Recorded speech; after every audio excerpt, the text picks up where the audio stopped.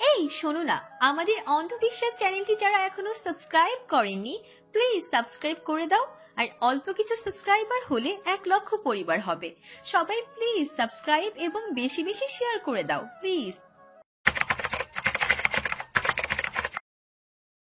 ফাঁকা হচ্ছে রাস্তাঘাট, ধীরে ধীরে বিচরণের শূন্যতায় মরে যাচ্ছে রাগিনী। নিস্তব্ধতায় গভীরতায় পাড়ি দিয়ে আজ মাথার উপর থালার মতো গোল ছাদ অম্বর ছিঁড়ে উকি দিচ্ছে ধরাতে। ভরা জ্যোৎস্নার আলো ফিকে করে জ্বলছে ল্যাম্পপোস্টের নিয়ন বাতি। সে আলোয় ফুটপাতে বসে নসি। রাজের খাওয়া এখনও শেষ হয়নি। কত কাল যে এমনভাবে খেয়েছে নিজেরই মনে পড়ছে না। ভালো থাকতে বুঝি সামান্য যত্নই লাগে। তৃপ্তি করে খেয়ে যাচ্ছে নসির হাতে। নসি অবাক রাজের এমন বাচ্চা মতে। শেষ লোকমা মুখে দিয়ে বেশ সুস্থির কণ্ঠে বলল, ভালো লাগছে আপনার? উপচানো ভরা হাসি ওর মুখে। পানির গ্লাস খালি করে কিছু বলতে দিল না। উত্তর না শুনেই নসি নিজের ওড়নার কোনা দিয়ে মুখ মুছে দিল রাজের। দু চোখ ছাপানো পানিকণা ভিড়ে সেথায় খপ করে হাত ধরে নেয় নসির। মাথায় দুদিকে করে বোঝায় হাঁসফাঁস করে ওঠে রাজ। সময় নেয় ধীরে সুরে বোঝা গলায় বলল, ছেড়ে যাবে না তো? আশ্বস্ত চোখে বোঝায় যাবে না সে। রাজের হাতের উপর হাত চেপে ধরে নসি বলে, আমি নিজে হাত ধরবো, নিজে স্পর্শ দিব, কিন্তু আপনি সেটা পারবেন না। মনে থাকে যেন। দ্বিতীয়বার সাবধান করলাম। একটু রহম করো, কথা দিচ্ছি কবুল বলার আগ মুহূর্ত পর্যন্ত আর ছুঁয়ে দিব না। ছাড়িয়ে নেয় হাত নসি। উঠে দাঁড়ায়। বেশ উপভোগ্য সময় তা আরও সুন্দর করতে রাতের চাঁদকে দেখে পুনশ্চ বলে, চা খাবেন? রাত চা খায় না, কফিতে অভ্যস্ত। আবার কখনো কেউ বলেও নি খাওয়ার কথা। রাজের কথা নাই দেখে নসির সহজ দৃষ্টি ছোট হয়ে আসে। প্রচণ্ড গরমে অতিষ্ঠ রাজ শার্টের আরও দুটো বোতাম খুলে বলে, চা খাই না। আজ খেয়ে দেখুন, বলা যায় না। হয়তো এখন থেকে চায়ে অভ্যস্ত হতে হয়। আর ভদ্র ছেলের মতো শার্টে বোতাম লাগান। ইতস্তত রাজ সায় জানালো গরম তাই। শার্টের বোতাম খুলে ছেড়ে ক্রস্ত হাতে তা লাগিয়েও নেয়। নসি দাঁড়িয়ে বাড়ির ভেতরে আসতে বলে ওকে। রাজ মানা করে। নসি বুকে হাত বেঁধে নেয়। এক দৃষ্টে চেয়ে তুরুনন্ত লঘু বাক্য কণ্ঠে ঢালে, আসলে সমস্যা কি? রাতে পরপুরুষের আগমন ভালো দেখায় না। রাজের কথায় পুলকিত হলো মন। হাসি ছড়িয়ে গেল বদনে। তবুও হাস্যরসে কথা পারল, ভরা রাস্তায় স্পর্শ নিলেন, পাগলামি করছেন। কিন্তু বাসায় যাওয়া যায় না। বাহ, বেশি হয়ে গেল না এটা? মাথা নামিয়ে নিল রাজ। নিজেও হাসে ঠোঁট টিপে। সেদিন রাতের কথা ভেবে গিয়েছিল তো তাও রুমে। অনুমতিহীন নিষ্পলক দেখে চোখ জুড়িয়ে নিয়েছিল।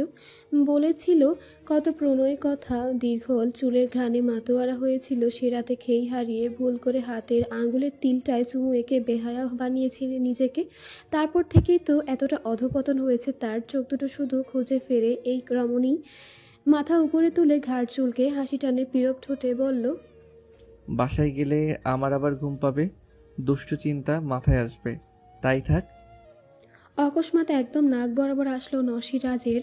নজরে নজর গাঁথল গভীরভাবে। রাজ ব্যাকল বনে। কিঞ্চিত দূরত্ব নেই। ফের অসারতা নেমে এলো শরীরে। টালমাটাল হলো মস্তিষ্ক। নাকে আসছে মেলি ঘ্রাণ। খেই হারাতে বসলো যেন নেশা ভরা ওই বাদামি চোখে। আর চোখ রাখতে পারল না সে। চোখ বুঝে নিল অসহায় কণ্ঠে বলল, ইস, ওই নেশালো চোখ দিয়ে এভাবে তাকাবে না। আমার ভেতর বাহিরে তোলপাড় ওঠে। ভুল করলেন।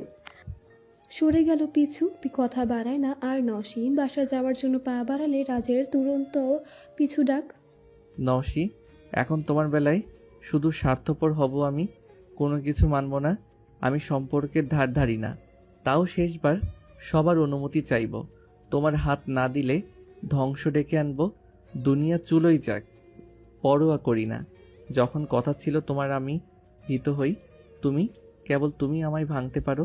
কিন্তু এখন যখন তুমি নিজেই আমার, তখন আমি এর বিপরীতে এক শব্দ মেনে নেব না। হয়নি এখনো। নাম সম্বোধনে পা থামে নসির। বুকে গিয়ে লাগে ডাকটা। কতটা অধিকার পিছু ঘুরে নসি উপরোক্ত কথাটা বলে। রাজ দৌড়ে এসে ব্যবধান কমায় তাদের। পায়ে পা মিলিয়ে গেট অবধি এগিয়ে দেয়। বলে, আর কয়টা দিন হবে ইনশাল্লাহ? দেনমোহর কত রাখবো? অধৈর্য। আজ আর ভার্সিটি যাবে না নসি মনে মনে দারুণ ফোন দিয়ে এটেছে রাজকে জব্দ করায়। চোখ মুখ দারুণ চনবনে আয়নায় সামনে দাঁড়িয়ে একটার পর একটা শাড়ি অঙ্গে জড়িয়ে রেখেছে, কোনটা মানাবে বেশি তাকে। গালদয় লাজে রাঙা, ঠোঁটে বিস্তর হাসি, কণ্ঠে ধরেছে গুনগুন সুরে লয়, মাতিয়েছে কক্ষের আবহ। মিথিলাও বোনের রুমে আসে তখনই দরজায় হেলান দিয়ে দেখে বোনের ছেলে মানুষই। তার এত বছরের জীবনে কখনো এমন হয়নি স্বচক্ষে বোনের ডাগর ডাগর চোখে কাল দেখেছিল সর্বনাশা প্রণয় আজ, যা সে নিজেও অনুভব করেছে রামিমের আগমনে। বুঝেছে তার বোনের মন আর নিজের নেই, চুরি হয়ে গিয়েছে রহমান বাড়ির সৌন্দর্যে মোড়ানো এক অপসরী নসি রহমানের মন। ভাবনা ফেলে পেছন থেকে জড়িয়ে ধরে বোনকে, আয়নায় চোখে চোখ রেখে বলে, তাহলে শেষমেশ তুমিও ভাঙা কাছে পা মারালে। মনকে বাধা যায় না সোনা। আমার মনে বয়ে চলা এই ঝড়ের অনুভূতি আর এক ভঙ্গুর পুরুষের এমন আবদার আমার বিবশ করেছে। নিজের কাছে নিজেকেই হারিয়ে আমার মনের রাজত্ব সঁপেছি। নসির কথা শেষ হলে সরে দাঁড়ালো মিথিলা হাস্যবদনে। দুই বোন দুজনকে বাহুবন্ধনে আটকে নিল, স্বাগত জানালো মিথিলা। বেশ সময় জড়িয়ে থেকে রেডি হতে লাগলো নসি। সাদা কায়ায় কালো শাড়ি, ব্যাস। এক পুরুষের মনে আঁচল কাটতে আর কি চাই। আট পরে লম্বা আঁচল ছেড়ে বাঙালি স্টাইলে শাড়ি পরে নিল, চুল হাত খোপা করে দুইটা কালো গোলাপ গুজে দিল সেথায়, চোখে কাজল টেনে, ঠোঁটে লিপজেল। আজ নিজ রূপেই ভস্য করবে রাজকে। বোনের সকৌমার্য রূপে মিথিলা নিজেই অবাক। মাশাল্লাহ বলে বলে পুল বাঁধল প্রশংসার। নিজের চোখের কাজল দিয়ে নজর টিকা দিয়ে দিল কানের পেছনে, থুতু দিয়ে ছিটিয়ে দোয়া পরে গা বেঁধে দিতেও ভুলল না সে। নসি বোনের কপালে চুমু এঁকে বেরিয়ে পড়ল। রাজ ব্যস্ত নিজের কাজে।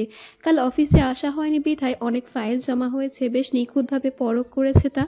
আবার গুরুত্বপূর্ণ নোট ল্যাপটপে টুকে নিচ্ছে। কেবিনে পিনপত নীরবতা, নিরাশ পড়া সব নির্বন্ধ চিরে ভেসে আসে মিনার কণ্ঠ। স্যার, ম্যাম এসেছেন। ফাইল হতে চোখ তুলে তাকালো, শব্দ উৎসের পানে, বুঝলো না কে এসেছে। প্রতিলমের প্রশ্ন, কোন ম্যাম?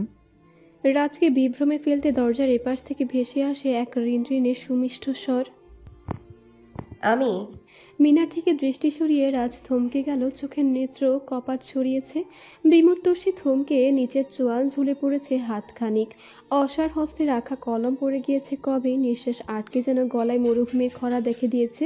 মিনা চলে গেলেন, গুটিসুটি পায়ে এগিয়ে এলো নসি। বিশাল টেবিলে রাখা পানির গ্লাস তুলে বাড়িয়ে দিল রাজের মুখের সামনে। রাজ নিজেতে নেই, হা হওয়া মুখে চেয়ে এক অপসরী পানে নিবিষ্ট নির্নিমেষ পলক ঝাপটানি হারিয়েছে যেন। নসি না পেরে গ্লাসে আঙুল চুবিয়ে রাজের মুখে ছিটা দিল কয়েক ফোঁটা পানি কণা। সম্বিত ফিরে রাজ আনমনেই আওড়ায়, ব্ল্যাক রোজ। চেয়ারে বেশ রাজস্বী ভঙ্গিতে বসে নসি স্বাভাবিক গলায় বিরোধ করে, সুন্দরকে মাশাআল্লাহ বলতে হয়।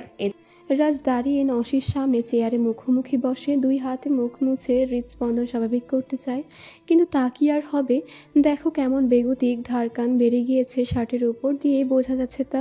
নসি ঠোঁট বাঁকিয়ে হাসে, রাজের ওই নেশা ভরা চোখে ডুব দেয়, নয়নে নয়ন মিলিয়ে হরণ করে এক পুরুষের গহীন কুঠির। মেয়ে, নজর সরাও, এমন করে তাকাতে নেই। অধিকারহীন আমি। ওই চাহনি অসার করছে আমায়। মাদকতায় আমার সর্বাঙ্গ ঝলকায়। একটু ছুঁয়ে দেখার ভুল করতে বলে, যা চাই না। অমোঘ তৃষ্ণায় একটু ছোঁয়া না দিলে আমার পুরুষত্বে দাগ লাগবে যে। জন্যই তো মারতে এসেছি। কাল যা করেছেন ভুলিনি। নসি দৃষ্টি নত করে নেয়, উঠে দাঁড়ায়, স্বল্প দূরে গিয়ে রাজের দিকে পিঠ করে ঘুরে যায়। শাড়ির আঁচল মাথায় তুলে দিয়ে কিঞ্চিত ঘুরে মোহনীয় সৌন্দর্যের ডাগর বাদামি দুটি তির্যক নয়নমণি রাজের নয়নে তাক করে, যেন আজ এই মাদকতায় মাতাল করবে তাকে, তৃষ্ণায় চৌচির করবে পুরুষ মন, গুড়িয়ে দিবে সংযম। মেয়ে, তুমি ঘাতিনি, অতি সূক্ষ্মভাবে অন্দরের মাংসপিণ্ডে আঁচড় কাটতে নিপুণা। নিঃশ্বাসে নিঃশ্বাস মিলল না, ছুঁয়ে দিলাম না। নয় ডুবে মেশেনি দুই মন একত্রে, এতেই এত বেসামাল। পুরুষ তুমি এক নারীতেই বেকাবু। নসির প্রাণোচ্ছল হাসির বিমোহে উঠে দাঁড়ায় রাজও, আর পারে না নিজেকে সামলাতে। উল্টো ঘুরে টেবিলে হাত দিয়ে বুকে ঝুঁকে প্রলম্বিত শ্বাস ফেলতে লাগলো অনবরত। নসি হেসে দিল উচ্চরবে, কণ্ঠে মাধুর্য ঢেলে ডাক দিল, রাজ। এক ডাকে রাজ ঘুরে হাঁটু ঘেরে বসলো, কারণ করুণ নেত্রে অসহায়ত্ব প্রকাশ করে মিনতি করল, দয়া করো, আমি আর পারছি না। ভুল করলে পরে দোষ দিতে পারবে না। শোনে না নওশী ঘায়েল করা মুচকি হেসে পুনশ্চ রাজের দিকে পিঠ করে সোজা হয়ে দাঁড়িয়ে গেল সে। মাথার কাপড়টা সরিয়ে আঁচল লুটিয়ে দিল পিঠে। আলগা খোপা হতে কাঠিটা টেনে ঘন কেশে ছেড়ে দিল। মুহূর্তে চিরল দীর্ঘল কেশ বিছিয়ে গেল পিঠে। দোল খেতে খেতে ফ্লোরকে আলিঙ্গন করলো তারা। হাত দিয়ে বুকে চেপে ধরে রাজ। এই মেয়ে আজ নিঃশ্বাসের ইতি টেনেই ক্ষান্ত হবে। বেশ সময় ওভাবেই দাঁড়িয়ে থাকে নওশী। রাজের সাড়া না পেয়ে ঘুরে রাজের সামনে নিজেও হাঁটু গেড়ে বসে। বুকে হাত চেপে ধরে ওর। চোখ তুলে তাকায় রাজ। রাজ্যের অপারগতা শেথায়। মনে আকুলতা পুড়ছে অনল। ভুল করেই বসে। দেওয়া কথা ভেঙে আত্মস্থ সংযম হারিয়ে নওশীর দুই বাহু ধরে কপাল ঠোঁট বসায়। গভীর আলিঙ্গনে সিক্ত হয় নিজেই। দীর্ঘ পল ঠোঁট দাবিয়ে রাখে কপালে। শীতল করে মনের দহন।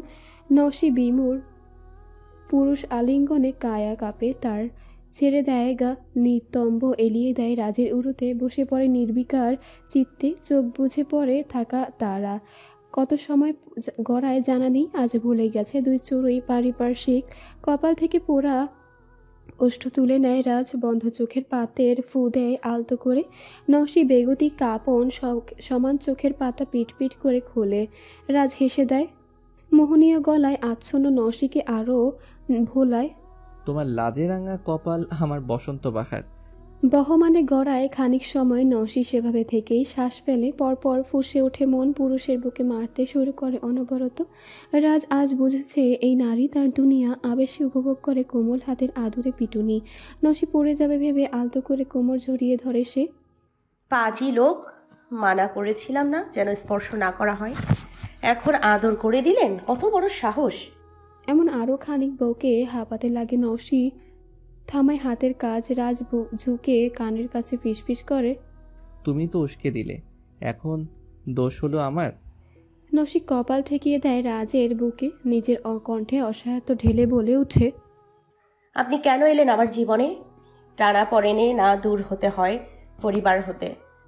রাজ আগলে নেয় মধুসম বিষকে। বলে না কিছু। পড়ে থাকে দুজনেই। হয়তো উত্তর নেই এই প্রশ্নে, নয়তো সে ভালো থাকার জন্য নিজেরটা দেখছে।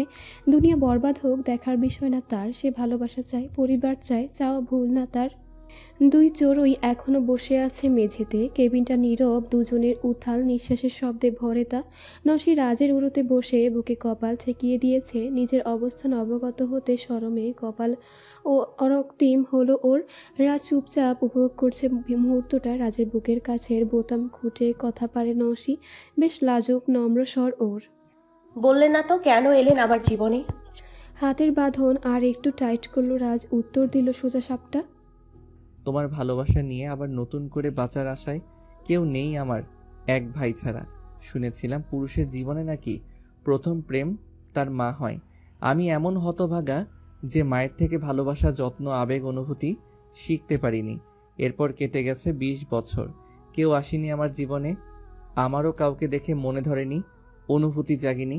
কিন্তু তোমার সান্নিধ্য আমায় বেসামাল করে দিয়েছিল। মোহে ডুবিয়ে বুঝিয়ে দিয়েছে, রাজ, এই নারী তোর ভালো থাকার পথ্য। ছাড়িস না ওকে। ঠোঁটে হাসি ছড়িয়ে যায় নওশীর। মনোযোগ দিয়ে সবটা শুনে নিল সে। ভালো লাগায় ছেয়ে গেল অন্তপুট। একটা পুরুষের মনে এত গহীন আঁচড় কাটা নারী হতে পেরে নিজেকে সৌভাগ্যবতী মনে হচ্ছে নিজেকে। আবার এইসব অনুভূতি বড্ড সুন্দর, স্নিগ্ধ পড়ে রইল প্রশস্ত বুকটায়। আরও 20 বছরের জীবন ভালোবাসার অভাব পড়েনি কোনো দিন। কিন্তু এই রাজের আলিঙ্গন সংস্পর্শ অন্যরকম। শিহরিত করে তাকে কাছে টানে খুব করে। মনের তোলপাড়ে দায় হয় দূরত্ব বাড়াতে। মনে মনে চপটা ঘাত করলো এতদিন নিজের করা অবহেলার জন্য। গালের এক পাশে খোলা বুকে রেখে বলে ফেলে নওশী, ছাড়ুন এবার। আর একটু থাকি। আকুল আবেদন রাজের। ছাড়তে মন চাইছে না তার। বলছে সময়টা যেন এখানেই থমকে যায়। কথা বলে না নওশী। নিজেরও ভালো লাগায় ছেয়ে যায় সর্বাঙ্গে পুরুষালী ঘ্রাণে। বশীভূত সে আরও সিটিয়ে যায় প্রশস্ত বুকটায়। রাজ চোখ বুঝে নেয় অনেক সময় প্রশান্ত কুড়িয়ে। চোখ খুলে ডান হাত দিয়ে শ্রেয়সীর মাথা তুলে নেয় বুক হতে। কপালে খেলায় পড়া বেবি চুলগুলো আলতো করে কানের পিছে গুজে দিল সে। থুতনি আলতো চেপে চোখ রেখে বলে, রাগিনী, তোমার পরিবার যদি না মানে তাহলে নিরুপায় হয়ে তোমাকে তুলে নিয়ে আসি। ভুল বুঝবে আমায়? ভ্রুকুটি কিঞ্চিত গুটিয়ে নিল নওশী। একত্রে ছোট হলো চোখ জোড়া। বাম হাত তুলে মন পুরুষের গালে হাত রাখলো। তেমনই বলল, এটা কেমন কথা? তাদের ভালোভাবে বোঝালে নিশ্চয়ই মানবে। আমি জানি আমার পরিবারকে। রাজ মনে মনে হাসলো, একটু ভাবলো, তোমার হিটলার ভাই থাকতে তা মনে হয় হবে না। কিন্তু মুখে বলল। মনে হলো তাই বললাম। নওশী দুষ্টুমি করে পাল্টা আওড়ালো, আপনার মেয়েকে যদি কেউ এভাবে তুলে নিয়ে গিয়ে বিয়ে করে আপনি কি করবেন? ভাবলো কিছুক্ষণ। রাজ মুখটা কঠিন করে কাটকাট জবাব দিল, একেবারে 3 হাত গর্তে জ্যান্ত পুঁতে দিব। জোরে হেসে উঠল নওশী। এ কথার পৃষ্ঠে গালের টোলে চাঁদের ন্যায় মুগ্ধতা ছড়াতে লাগে। রাজ নাক ঘষে দিল টোলে, সেথায় ছোট চুমু এঁকে ভ্রু নাচিয়ে জানতে চাইল হাসির কারণ। প্রতি উত্তরে নওশী বলে, আপনার মেয়ে আপনার আর বাকি সবার মেয়ে মেয়ে নয়। তুলে নিয়ে গেলে আপনাকে ছেড়ে দেবে? আমি ভুল না বুঝলেও আমার গোষ্ঠী অনেক বড়, তুলে নেওয়ার সুযোগই পাবেন না। রাজের কপালেও ভাঁজ পড়ে, বিরস স্বরে বলে, তাহলে উপায়? ভাবুন। কলঙ্ক লেপটে দিয়ে অঙ্গে। আপনার হৃদয় রাগিনীকে দলিল করে নাকি বেনামিতে কলঙ্কিত করবেন সেটা একান্ত আপনার ওপর। এই কয়েকদিনেই এত ভরসা মানে তাকে, এত গভীর বিশ্বাস ওর প্রতি। রাজের চোখের কোনা ভিজে উঠল সহসা। এই সম্মান ভরসার যোগ্য কি সে? ভেজা গলায় বিরোধ স্বর তোলে। ভালোবাসা একটু খাদ রাখতে হয়। গালে রাখা হাতের বৃদ্ধাঙ্গুল দিয়ে ওর গাল বোলাতে বোলাতে নওশী বলে, নিখাদ ভালোবাসা চায় সবাই। বেনামি প্রেম তো খোলা হাটে অহরহ মেলে। আমি ব্যতিক্রম হব কেন, তাও আপনার অনুরাগে? খাদহীন আপনার ভালোবাসায় আমারও কিঞ্চিত কার্পণ্য হবে না নিখাদ ভালোবাসা প্রদানে।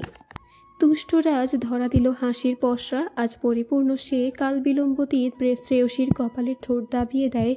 পারে না সে নিজেকে সংযত রাখতে, এত আদুরে নারী তার।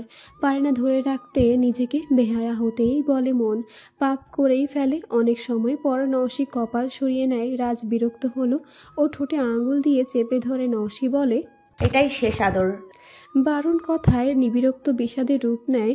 ঝুপ করে মন খারাপের হয় রাজের। ঠোঁট উল্টে বাচ্চাদের মতো করে নিল মুখটা, বিরস গলায় শুধায়, আমি আবার কি করলাম? সোজা উত্তর নওশীর। বেশি বেশি আদর দিয়ে শাসনে রাখলে এই গোলাম আর ভুল করবে না রাগিনী, কথা দিলাম। নওশী নিজেই মন পুরুষের কপালে গভীর চুম্বন বসায়। রাজের কেবিনের বাইরে স্টাফদের বেশ জটলা পড়েছে। ফাঁসুর ফুসুর শোরগোলে মত্ত একে অপরের নিকট। হাতে ফাইলপত্র বোঝাই তাদের। প্রায় 3 ঘন্টা একটানা দাঁড়িয়ে এখানে। কয়েকবার নক করেও সাড়া মেলেনি বসের। আবার অনুমতিহীন কেবিনে ঢোকাও নিষেধ। যার ঢোকার অনুমতি আছে সে অফিসে নেই, তার উপর কেবিনে বসা এক নয়, সাথে ডিজাইনার ম্যামও রয়েছেন। তাই সকলের কৌতূহল আরও বেশি। নানান কথোপকথনে বোঝার চেষ্টায় বসের হাল হকিকত। এমন তো হয় না, কাজের ব্যাপারে যথেষ্ট কনসার্ন। তবে ইদানিং বেশ অগোছালো লাগে বসকে। সময় মতো অফিসে আসে না, আসলো ফের কয়েক ঘন্টা থেকে বেরিয়ে যায় কোথাও। সবই তো একটাই ইঙ্গিত দেয় তাদের বসের হয়তো প্রণয়ে ডুবে গেছে। তাদের এইসব অহেতুক বাজবিচার থামাতে মুখে কুলুপ টানতে উপস্থিত হলো সেখানে রামিম। শটান হয়ে সবাই সালাম জানায় বসের ভাইকে। প্রত্যেকের মুখে চোখ তাড়িয়ে দেখে জিজ্ঞেস করে রামিম, দাঁড়িয়ে কেন সবাই? রোয়েশই উত্তর দেয় সিনিয়র স্টাফ একজন। স্যার কাজ করেছে হয়তো, নক করেছি সাড়া দিচ্ছে না। আবার আমাদেরও খুব দরকার, তাই দাঁড়িয়ে আছি স্যারের বের হওয়ার আশায়। শুনল রামিম, বলল, ওকে আমি দেখছি। দরজার মুখো হয়ে ওপাশ থেকে হাফ সারছে। ভাই ভিতরে আসবো? ধ্যান ছুটে চড়ুইদের, নড়ে চড়ে উঠে দুজন। ভাইয়ের ডাকে সম্ভিত আসে ওদের। রাজ তড়িৎ নওশীকে পাজা কোলে উঠে দাঁড়ালো, নিজের চেয়ারে বসিয়ে দিল ওকে। নওশীর ইচ্ছে নেই এই চেয়ারে বসার, তাই কিছু বলতে নেবে রাজ ওর ঠোঁটে আঙুল চেপে চুপ করায়। শটান হয়ে পকেটে হাত ঢুকিয়ে অনুমতি দেয় ওকে ভেতরে আসার। রামিম ঢুকলো হাসি হাসি মুখে, লম্বা সালাম জানায়, চোখে মুখে দুষ্টুমির রেশ। সালামের জবাব নিয়ে রাজ ওর গলা জড়িয়ে ধরে। রামিম ভাইয়ের চেয়ারে বসা নওশীকে দেখেও মজা নেয়, হাত কপালে দিয়ে লম্বা সালাম জানায়, দুষ্টু কণ্ঠে বলে, আর দেখো আজ অভিষেকে এসেছে। ভাবিতার আগে যদি জানতাম বুকে নিয়ে আসতাম। নওশী লজ্জা পেল খানিক, ছোট মনে হলো নিজেকে। সেদিনের কথা ভেবে মাথা নত করে নেয়। রামিম ভাইয়ের বাঁধন থেকে ছুটে সরে দাঁড়ায়, উঁচু গলায় হাঁক পাড়ে, করে তো বেড়া, আজ অফিসে মিষ্টি বিলি কর। কাচুমাচু মুখে ভেতরে আসে তারা। হ্যাবলা হেসে রাকিন বলে, ভাই সবাই মিষ্টি খাবে, আমরা বরং ভাবিকে বলি বিরিয়ানি পাঠাতে। নসি থামায় তাদের, কল করে সবুজকে গাড়ি রাখা খাবার নিয়ে আসতে বলে উপরে। রামিমরা সোফায় বসে পড়ে। এখন জম্পেশ পেট পুজো হবে। ছেলেরা নিজেদের মতো ব্যস্ত হয়ে পড়ে। রাজ টেবিলে হেলান দিয়ে কাজ সারছে। বাইরে থেকে একে একে স্টাফরা এসে নিজেদের কাজ সেরে আর চোখে দেখে নসিকে। এসে সালাম দিতেও ভোলে না। বিস্মিত তারা। এত বছরের কর্মজীবনে দেখেনি কোনোদিন ওই চেয়ারে রামিমেও বসেছে কিনা। আর কয়েকদিন এসে সেই চেয়ারে নসির দখলে। এদিকে ব্যস্ত হস্তে খাবার প্লেটে সার্ভ করে রামিমদের দেয়। রাজত কাজ থামিয়ে নসির পায়ের কাছে বাবু হয়ে বসে। নসি চেয়ারে বসে খাওয়ায় দিতে লাগে। খাওয়া মাঝে কপালে প্রগাঢ় ভাঁজ ফেলে প্রশ্ন ছড়ে রাজকে, আপনি সকালে খাননি? চটজলদি উত্তর করে রামিম। সোফায় বসা সে মাথা উঠিয়ে যথেষ্ট কাঁদো কাঁদো গলায় বলে, না ভাবিজান, ভালোবেসে রান্না করা লোক নেই। দায়িত্ব দেওয়া শেফের বাঙালি রান্নাদাতা। রুচি উঠে গেছে। আপনি তাড়াতাড়ি বাড়ি চলে আসুন। কথা টেনে রাকিন বলে, ভাই, ভাবিজান না খেয়ে খেয়ে ভাই কেমন শুকিয়ে গেছে। বাড়ি থেকে রোজ তো নিয়ম করে খাবার পাঠায় মিথিলা, সেগুলো কি করেন? নসির কথায় খাবার চিবোতে চিবোতে উত্তর দেয় রাজ। 2 ভাইয়ের কম পড়ে। মনটা খারাপ হলো নসির। চুপ করে আধার ঘনায় অবরুতে সে এইগুলোর ধার ধারেনি কোনোদিন। মিথিলাই দিয়েই দেয়। আবার মনিও তো রান্না করে দেয় না, লুকিয়ে যা পারে তাই রেঁধে দেয় সে। দীর্ঘশ্বাসটা ভেতরে দাফন করে হাসি মুখে কাজ চালায় তার। বিকেলবেলায় ভার্সিটির আড্ডার জায়গায় বসে রামিম। তাকে ঘিরে আছে ছেলেরা। দূর হতে কেউ তীক্ষ্ণভাবে নজর রাখছে ওর উপর। সেই সময় ওর প্রতিপক্ষ আসে সেখানে। রামিম চোখ তুলে চায় সেই পানে। মেজাজ রুক্ষ ওর। শয়তানকে দেখে ধপধপ করে ফুঁসে ওঠে ক্রোধ। রুষ্ট স্বরে বলে, কি চাই? মনির ওর গা ঘেঁষে সবাইকে বাইকে হেলান দেয়। কথা বলে না। সিগারেট ধরিয়ে একটা বাড়িয়ে দেয় রামিমের দিকে। রামিম নিয়ে সেটা হাত দিয়ে মুচড়ে ফেলে দেয় দূরে। এতে হাসে মনির, ব্যঙ্গ করে, ভদ্র হলে কবে? দুর্বোধ্য হাসি খেলে যায় রামিমের কর্পটে। ঘাড়ে হাত দিয়ে মনে মনে বিড়বিড় করে, আমার শুক্রবারের কপালে দেওয়া আদরটুকুর কাছে দুনিয়ার এইসব নেশা ফিকে তুচ্ছ। কঠিন করে মুখ পর পর ফুঁসে উঠে ত্রস্ত চোয়াল পিষ্ট করে গর্জায়। সরে দাঁড়াও ডাফার। মনিরের নড়চড় না দেখে মুহূর্তেই কলার ধরে ওর, ধাক্কা দেয় নিজের থেকে দূরে। গায়ে গা লেগেছিল জন্য হাত দিয়ে ঝেড়ে ফেলে সেই স্থান। মুখ কুঁচকে নিল রামিম, আঙ্গুল উঁচিয়ে শাসায়, মোট ভালো আস, না হলে তোর কলিজা ছিঁড়ে ফেলতাম। ফুট শালা, শাহুয়ার ফুট। আজ রাগে না মনির অট্ট হাসিতে ফেটে পড়ে। হাসি মুখে কলার ঠিক করে বলে, খুব ভারী পড়বে। রামিম সহ দলের ছেলেরা হাসিতে মাতে মনিরের রসিকতায়। সব রেডি ছিল, প্রতিক্রিয়া দেখালে আজ ছেড়ে দিত না মনিরকে। সেদিনের মায়ের তুলে রেখেছে, ঝাড়ত খুব করে। মনির চোখ টিপে প্রস্থান নেয় সেই জায়গায়। রামিম স্যাঁছাই করে উঠে ছেলেদের বলে, এর পুরুষত্বের সমস্যা আছে, দেখ কেমন চোখ টিপ দেয়। বলেই আবার হাসে। সবাই সরে যায়, আড়ালে থাকা ছায়াটাও সময় দেয় ঘুঘুকে উঠতে বলে পুরোটা জুড়ে। খপ করে ধরার আগে শান দিতে বলে মুহূর্তগুলোকে। রোজকার মতো আজও বেশ রাত করে বাড়ি পথ ধরেছে রামিম। পার্টির কাজ আবার অফিসের কাজ সেরে ক্লান্ত সে। আজ তার শুভ্রপরীকেও সময় দেখা হয়নি। বাসায় গিয়েই অভিমান ভাঙাতে হবে ভাবতেই মুচকি হাসল সে। বাতাস চিরে শুনশান রাস্তা মারিয়ে বাইক ছুটছিল সাবলীল গতিতে। রামিমের চোখ রাস্তায় হলেও ধ্যান তার শুভ্রপরীর কাছে। একটু পর ওর পেছনে বড় লরি ট্রাক আসে একটা। স্বাভাবিকভাবেই চলছে, ও সাইড দেয় ওভারটেক করার, কিন্তু লরি ওর পেছনেই থাকে। পরে আরও দুটো বাইক আসে, ফলো শুরু করে রামিমকে। তখনও রামিম গুরুত্ব দেয়নি। মোড়ের মাথায় এলে অপর পাশ থেকে মাইক্রোবাস আসলে অবস্থা বেগতিক মনে হয় ওর। দ্রুত ফোন বের করে ডায়াল করে ভাইয়ের নাম্বারে। বেশ রিং হয়ে কল রিসিভ হলে রামিমের হ্যালো বলার আগেই বাইককে ধাক্কা দেয় লরিটা।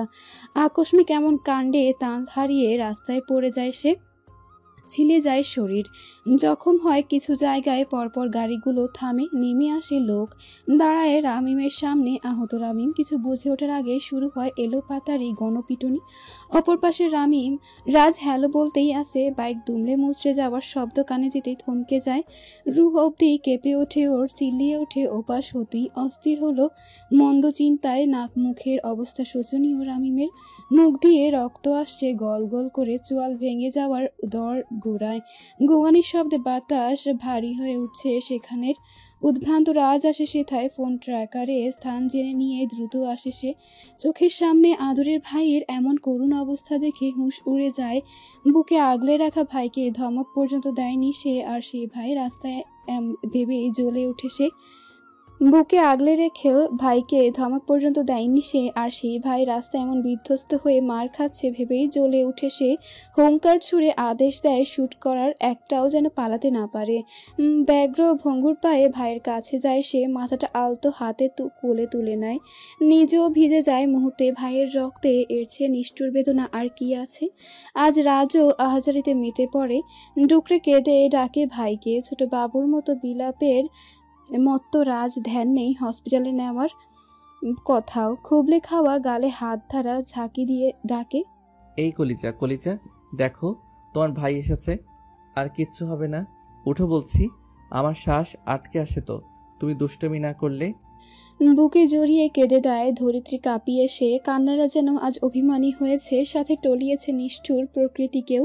থমকে দিয়েছে এক ভাইয়ের বুক ফাটা আর্তনাদে। দিনের বহমানে আজ শুক্রবার, জুম্মার দিন ছিল, মাঝে পেরিয়েছে সপ্তাহখানেক। এতদিন হলো রামিমের খোঁজ নেই। কি করছে, কোথায় আছে জানে না মিথিলা।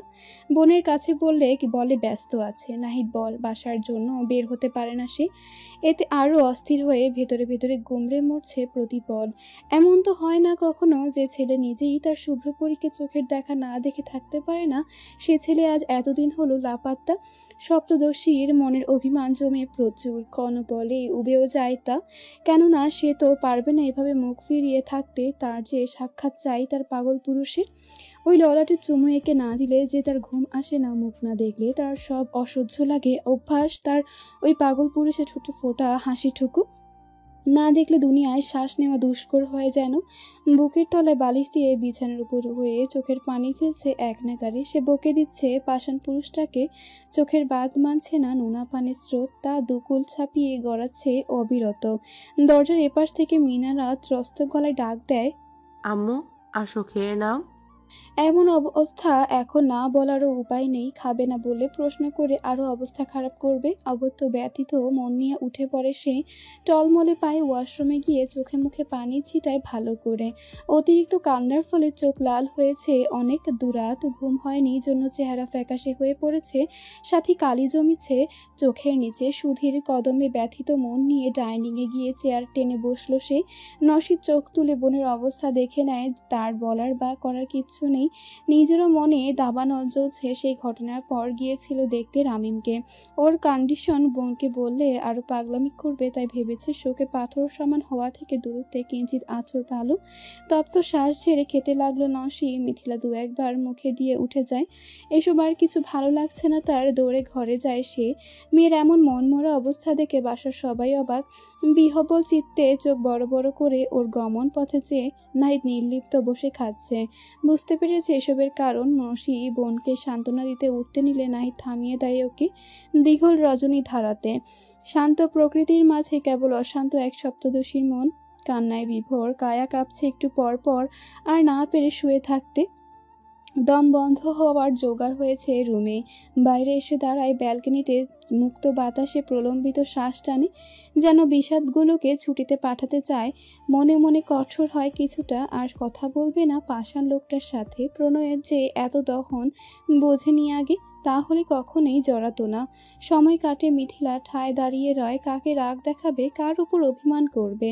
মানুষটা তো তারই। আবার এই দূরত্বও সয় না। আনমনেই হাত বাড়িয়ে ছুঁয়ে দেয় পবন। অস্ফুটে ভাঙা ভাঙা নির্লিপ্ত কণ্ঠে আওড়ায়, ওরো হাওয়া, আমার হয়ে বলে দিও তাকে আমি পথ চেয়ে। সে যেন মনে করে প্রতিটি ক্ষণে ক্ষণে আমাকে। শুভ্র চাদরের বেডে নির্জীব পড়ে রয়েছে রামিম, রক্তসার শূন্য শূদ্র আদল ঘুমন্ত এখন। পাশে রাজ বসেছে মুখটায় এক ধ্যানে। আজ 2 সপ্তাহ পেরিয়েছে কিন্তু সেরে ওঠেনি রামিম। আরও সময় লাগবে সম্পূর্ণ সারতে। টুল থেকে উঠে ভাইয়ের পাশে বেডে বসে সে। প্রাণোচ্ছল ছেলের এমন দুরূহ অবস্থা রাজের রাগের মাত্রা আরও প্রকট করে। তবে এখন রাগ প্রকাশের সময় না, সুস্থ দেখতে চায় ভাইকে। সময় পেরিয়ে যাবে না। তপ্ত শ্বাস ছেড়ে সবিন্যস্ত নম্র হাতে মাথায় হাত বুলিয়ে দিতে লাগে। কাঁথা টেনে ঠিক করে দেয়। মনে ঠাঁই দেওয়া নারীকে পাবে কিনা জানা নেই, কিন্তু এই নশ্বর দুনিয়ায় ভাই ছাড়া আপন আর কেউ নেই। কপালের ব্যান্ডেজে প্রগাঢ় চুমু খায় সে। ভিজে ওঠে কপল আর ওর। ভাইয়ের চিন্তায় ছটফট করছে রাজ। এই 2 সপ্তাহে ঘাটি গেড়েছে হসপিটালে, ছুটেছে উভ্রান্তের মতো ন্যায়। চাতক চোখে মুখে ছিল ভাইয়ের সুস্থ হয়ে ওঠার। নিজেও অবস্থা সংকুল। খাওয়া ঘুম সব শিকয়ে তুলে ধন্য দিয়ে পড়েছিল ভাইয়ের শিওরে। বুক তার খরালি মারছিল। কর্ণকুহরে হরতাল শুনতে মুখিয়ে ছিল কলিজার মুখে ভাই ডাক শোনার। কি পাগলামি তার! নার্সকে ধমক, ডক্টরকে অকথ্যক ভাষায় গালি। এই যেন এক অন্য রাজ। শেষে উচাটন তপ্ত বুক শীতল হয়েছিল তখন যখন রামিম ভাইয়া বলে বুকটায় সেটে গিয়েছিল। হেসেছিল রাজ 26-এ পড়া ভাইয়ের ছেলে মানুষিতে। ভাবনা ভেবে ফের হাসে। হাস্যোজ্জ্বল দশাই সুরতে রাজ ঝুঁকে চুমুক আঁকলো ভাইয়ের কপালে। শুয়ে পড়ল পাশে। ভঙ্গুর শরীর শ্রান্তি চায়। আবেশে প্রফুল্লতায় ধরা দিল ঘুম 2 চোখে। তবুও যেন শান্তি পেল না। নিঃফিস করছে একটু ভাইয়ের হাত জড়িয়ে ধরতে পারছে। ব্যথায় পায়ে ভেবে আর ধরল না। গালে টুপ করে পুনশ্চ আদর দিয়ে চোখ বুঝল সে। গভীর রাত। 2 ভাই এক বেডে ঘুমের কোলে। রামিম নড়ে চড়ে উঠে নিদ্রার মধ্যেই গায়ে ঘাম ছেড়েছে। ভিজে উঠছে সে। অস্থিরতা বাড়ছে রামিমের গায়ের উষ্ণতায়। রাজেরও ঘুম হালকা হয়। বিড়বিড় করে দুঃস্বপ্নে ধরফরিয়ে উঠে বসে রামিম। হাঁপানি ওঠে শ্বাসে। ভিতর সন্ত্রস্ত হয়ে প্রলেপ বকছে অনর্গল। রামিমের চিত্ত দুর্বলতা যতটা, তার থেকেও বুক পুড়ছে অত্যাধিক। রাজু চমকে উঠে ভাইয়ের দশায়। নিজেরও বদন অস্থির। ছটপটে হয়ে ঝাঁকায় ভাইকে। যেন হুঁশে আসে। ফের হেরে গলায় উঁচুতে ডাকে ডক্টর ডক্টর বলে। ত্রস্ত নামে বেড থেকে আগলে ধরে ভাইকে। তৎপর হয়ে ভাই থামাতে। গায়ে মাথায় হাত বুলিয়ে শোনার স্পৃহা কি হয়েছে। সময় নিয়ে শান্ত হয় রামিম। বুক থেকে মাথা তুলে আশপাশ দেখে। প্রলম্বিত শ্বাস নিয়ে সুস্থির হয়। রাজ পানি খাওয়ায় ভাইকে। গালে আলতো চাপড় মেরে বলে, কি হয়েছে কলিজা? কণ্ঠে বিচলিত ভাব রামিমের। ব্যাকুল সে। হাঁসফাঁস করে উত্তর পারে, শুক্রপুরি, আমার শুক্রপুরি ভালো নেই। আমার মন আর মানছে না। অসুস্থ শরীরে নামতে নেয় বেড থেকে। আর পারছে না থাকতে। দূরত্ব সয় না। মস্তিষ্ক ছন্নমতি। তার শুভ্রপুরীর ভালোর জন্যই জানতে বারণ করেছিল, কিন্তু সে জানে ভালো নেই মেয়েটা। ভালো থাকার কথাও না। রাতের এই প্রহরে ভাইয়ের এমন পাগলামিতে দিশেহারা রাজ ত্রস্ত আটকায় তাকে। বাধা দেয় এমন শরীরে যেতে কোথাও। তারপর রাত বিরতে যদি সমস্যা হয় বোঝানোর সুরে বলে, কলিজা, এখন অনেক রাত, কাল সকালে যেও। এখন গেলে সমস্যা হতে পারে। আর তোমার শুভ্রপরি হয়তো ঘুমে আচ্ছন্ন। ঘুম ভাঙা কি ঠিক হবে? আর তোমার ভাবিজানের সাথে কথা হয়েছে, ভালো আছে বুড়িটা? বলতে বলতে সামান্য হাসে রাজ। কিন্তু নাছোড়বান্দা রামিম যাবে তো যাবেই। চোটপাট দেখায় ভাইকে। অনুরোধ করে ছেড়ে দিতে না পেরে অসহায় গলায় অনুনয় করে, প্লিজ ভাইয়া যেতে দাও। মন পুড়েছে আমার। সাথে আমার শুক্রপুরি ভালো নেই, সে এতটুকু। আমার পথ চেয়ে সে হয়তো। রাজও বোঝে তারও তো এমন হয়। নতুন নতুন অনুভূতির মিশেলে খুঁয়েছিল নিজেকে। মন চাইতো শুধু দেখতে নারীর সুশ্রী সুদর্শনা মুখটাকে। শান্ত হলো রাজ। সায় দিল ভাইকে। বলল, শান্ত হও, আমি নিয়ে যাচ্ছি। কিঞ্চিত স্থির হয় রামিম। হাসি ফুটিয়ে তোলে মুখে। রাজ গাড়ির চাবি নিয়ে ভাইকে আগলে নিতে নিলে মানা করে রামিম। শটান দাঁড়িয়ে তেজালো স্বরে বলে, আমি এখন পুরো সুস্থ। দেখবে শুক্রপুরি আদর পেলে আরো সুস্থ হব। রাজ ভাইয়ের চুলগুলো আরো এলোমেলো করে দেয়। পায়ের জুতো এগিয়ে দিয়ে বলে, পাগল! আর আমি কিনা ব্যথা পাবি বিধায় একটু হাত জড়ায় ধরতে ভয় পাচ্ছিলাম। 2 ভাই একযোগে হাসে সশব্দে। রামিম হাত জড়িয়ে নেয় ভাইয়ের। গালে আদর দেয়, তাড়া দেয় রাজকে। এখন রাজের চিন্তায় ঘটা মস্তিষ্ক খুশির জোয়ারে ভাসে। তার কলিজা এখন আগের মতো হচ্ছে। রাতের গুলশান এলাকা সরগম হয়ে ওঠে মুহূর্তেই। সোডিয়ামের নিয়ন আলো যেন বিবর্ণ করে দেয়। পরপর 5টা গাড়ি থামে মিথিলাদের বাসার সামনে। পাহারায় ঘিরে ফেলে রাস্তার এই মাথা থেকে ও মাথা। মিথিলা তখনও ব্যালকনিতে দাঁড়িয়ে। এত গাড়ি বাসার সামনে হঠাৎ এসে পড়ায় চমকিত সে। মস্তিষ্কে বিভ্রান্ত আখি পল্লব ঝাপটা দিয়ে ধ্যান ছোটায়। সামলাতে তৎপর হয় নিজেকে। তখনই গাড়ি থেকে নামে রামিম। নাকে ফোল্ড, কপালে ব্যান্ডেজ, বেখেয়ালি চোখ তরা বড় হয় মিথিলার। স্থির করে নিচে দাঁড়ানো পুরুষটিতে। কি দেখছে সে? শেষবার কত গোছালো মানুষটার কি বেহাল দশা। পা কেঁপে ওঠে। নানা চিন্তায় ভরে যায় মগজ। দোলাচলে ভাষা মিথিলার সম্বিত আসে রামিমের ডাকে। ফুপিয়ে কেঁদে ওঠেও। নড়চড় নেই যেন কোনো জড়জীব। হাসে রামিম আদুরে কণ্ঠে। পুনশ্চ চিল্লায়, শুভ্রপরি, তোমার পাগল পুরুষ পুড়েছে, শীতলতা এনে দেবে না? কান্নার মাঝেও হাসি মিথিলা। কণ্ঠ মৃদু শৃঙ্খ বিরোধ করে। ফিরে যান, এতদিনে মনে পড়ল বুঝি? সপ্তদশীর বুকে জমা অভিমানে ঘাড়ে হাত চুলকে মাথা নত করে হাসে রামিম। ঠিক বুঝেছে তার শুভ্রপরি পথ চেয়ে। মাথা তুলে সে তাকায় চোখে। অন্ধকারে তলিয়ে ব্যালকনিতে থাকা সপ্তাদশী যে কান্নায় কপল ভিজাচ্ছে বুঝলো রামিম। ফিল্মি স্টাইলে হাত দুই দিকে করে দাঁড়ায়। বোঝায় বুকে আসো। আমোদিত স্বরে বলে, ভালোবাসি তো, অনেক ভালোবাসি আমার শুভ্রপরীকে। আর পায়কে সব ভুলে এক দৌড় লাগায় মিথিলা। শ্রেয়সীকে আসতে দেখে ঘাড় ঘুরিয়ে নেয় রামিম। কণ্ঠ কঠিন করে ধমক লাগায়, চোখ নামা সব।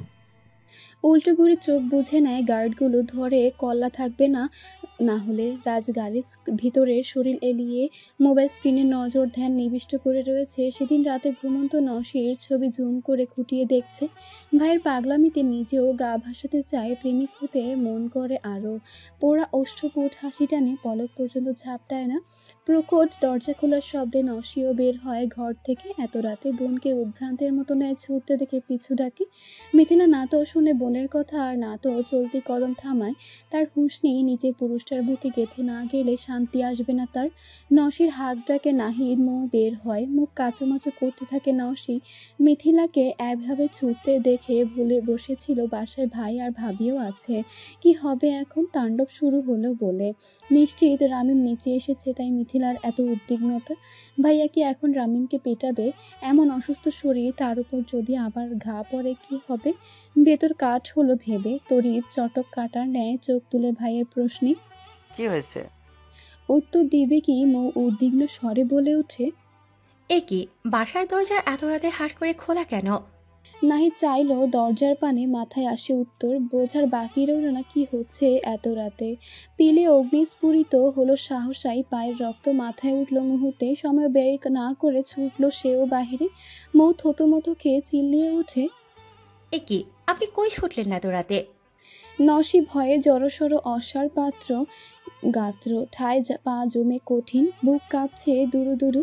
কি হবে এখন? রাজ কি সাথে আছে নাকি রামিম একাই? টলমলে পায়ে ছুট লাগায় ঘর অভিমুখে।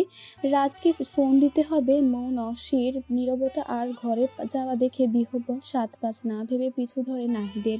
মিথিলা ঝাঁপিয়ে পড়ে বুকটায় আষ্টে পৃষ্ঠে জড়িয়ে ধরে। ঢুকে যেতে চায় সেথায়।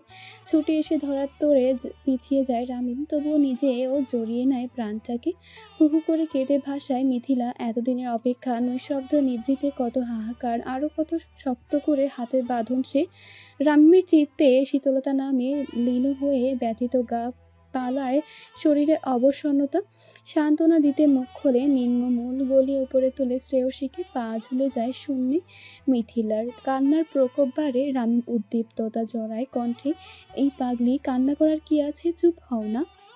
মুখ তোলা মিথিলা হেঁচকি উঠেছে ওর। রামিম মুখটা আজলায় ভরে চুমু খায় সহস্রাধিক। চুমুতে চুমুতে ভরিয়ে ক্ষান্ত দেয় নিজেকে। ফোপানো সুরে বলে, কি হয়েছে আপনার? এগুলো এগুলো কিসের ক্ষত? আর এতদিন কই ছিলেন? ভেঙে আসে কণ্ঠস্বর। শ্রেয়সীর কপালে ঠোঁট দাবিয়ে দেয় রামিম। শান্ত করতে চায়। ভালো লাগাটুকু উবে গিয়ে বিষাদ নামে ওর। মিথিলার একই হাল। তার খিলখিলিয়ে হাসতে থাকা শুভ্রপরীর কি অবস্থা?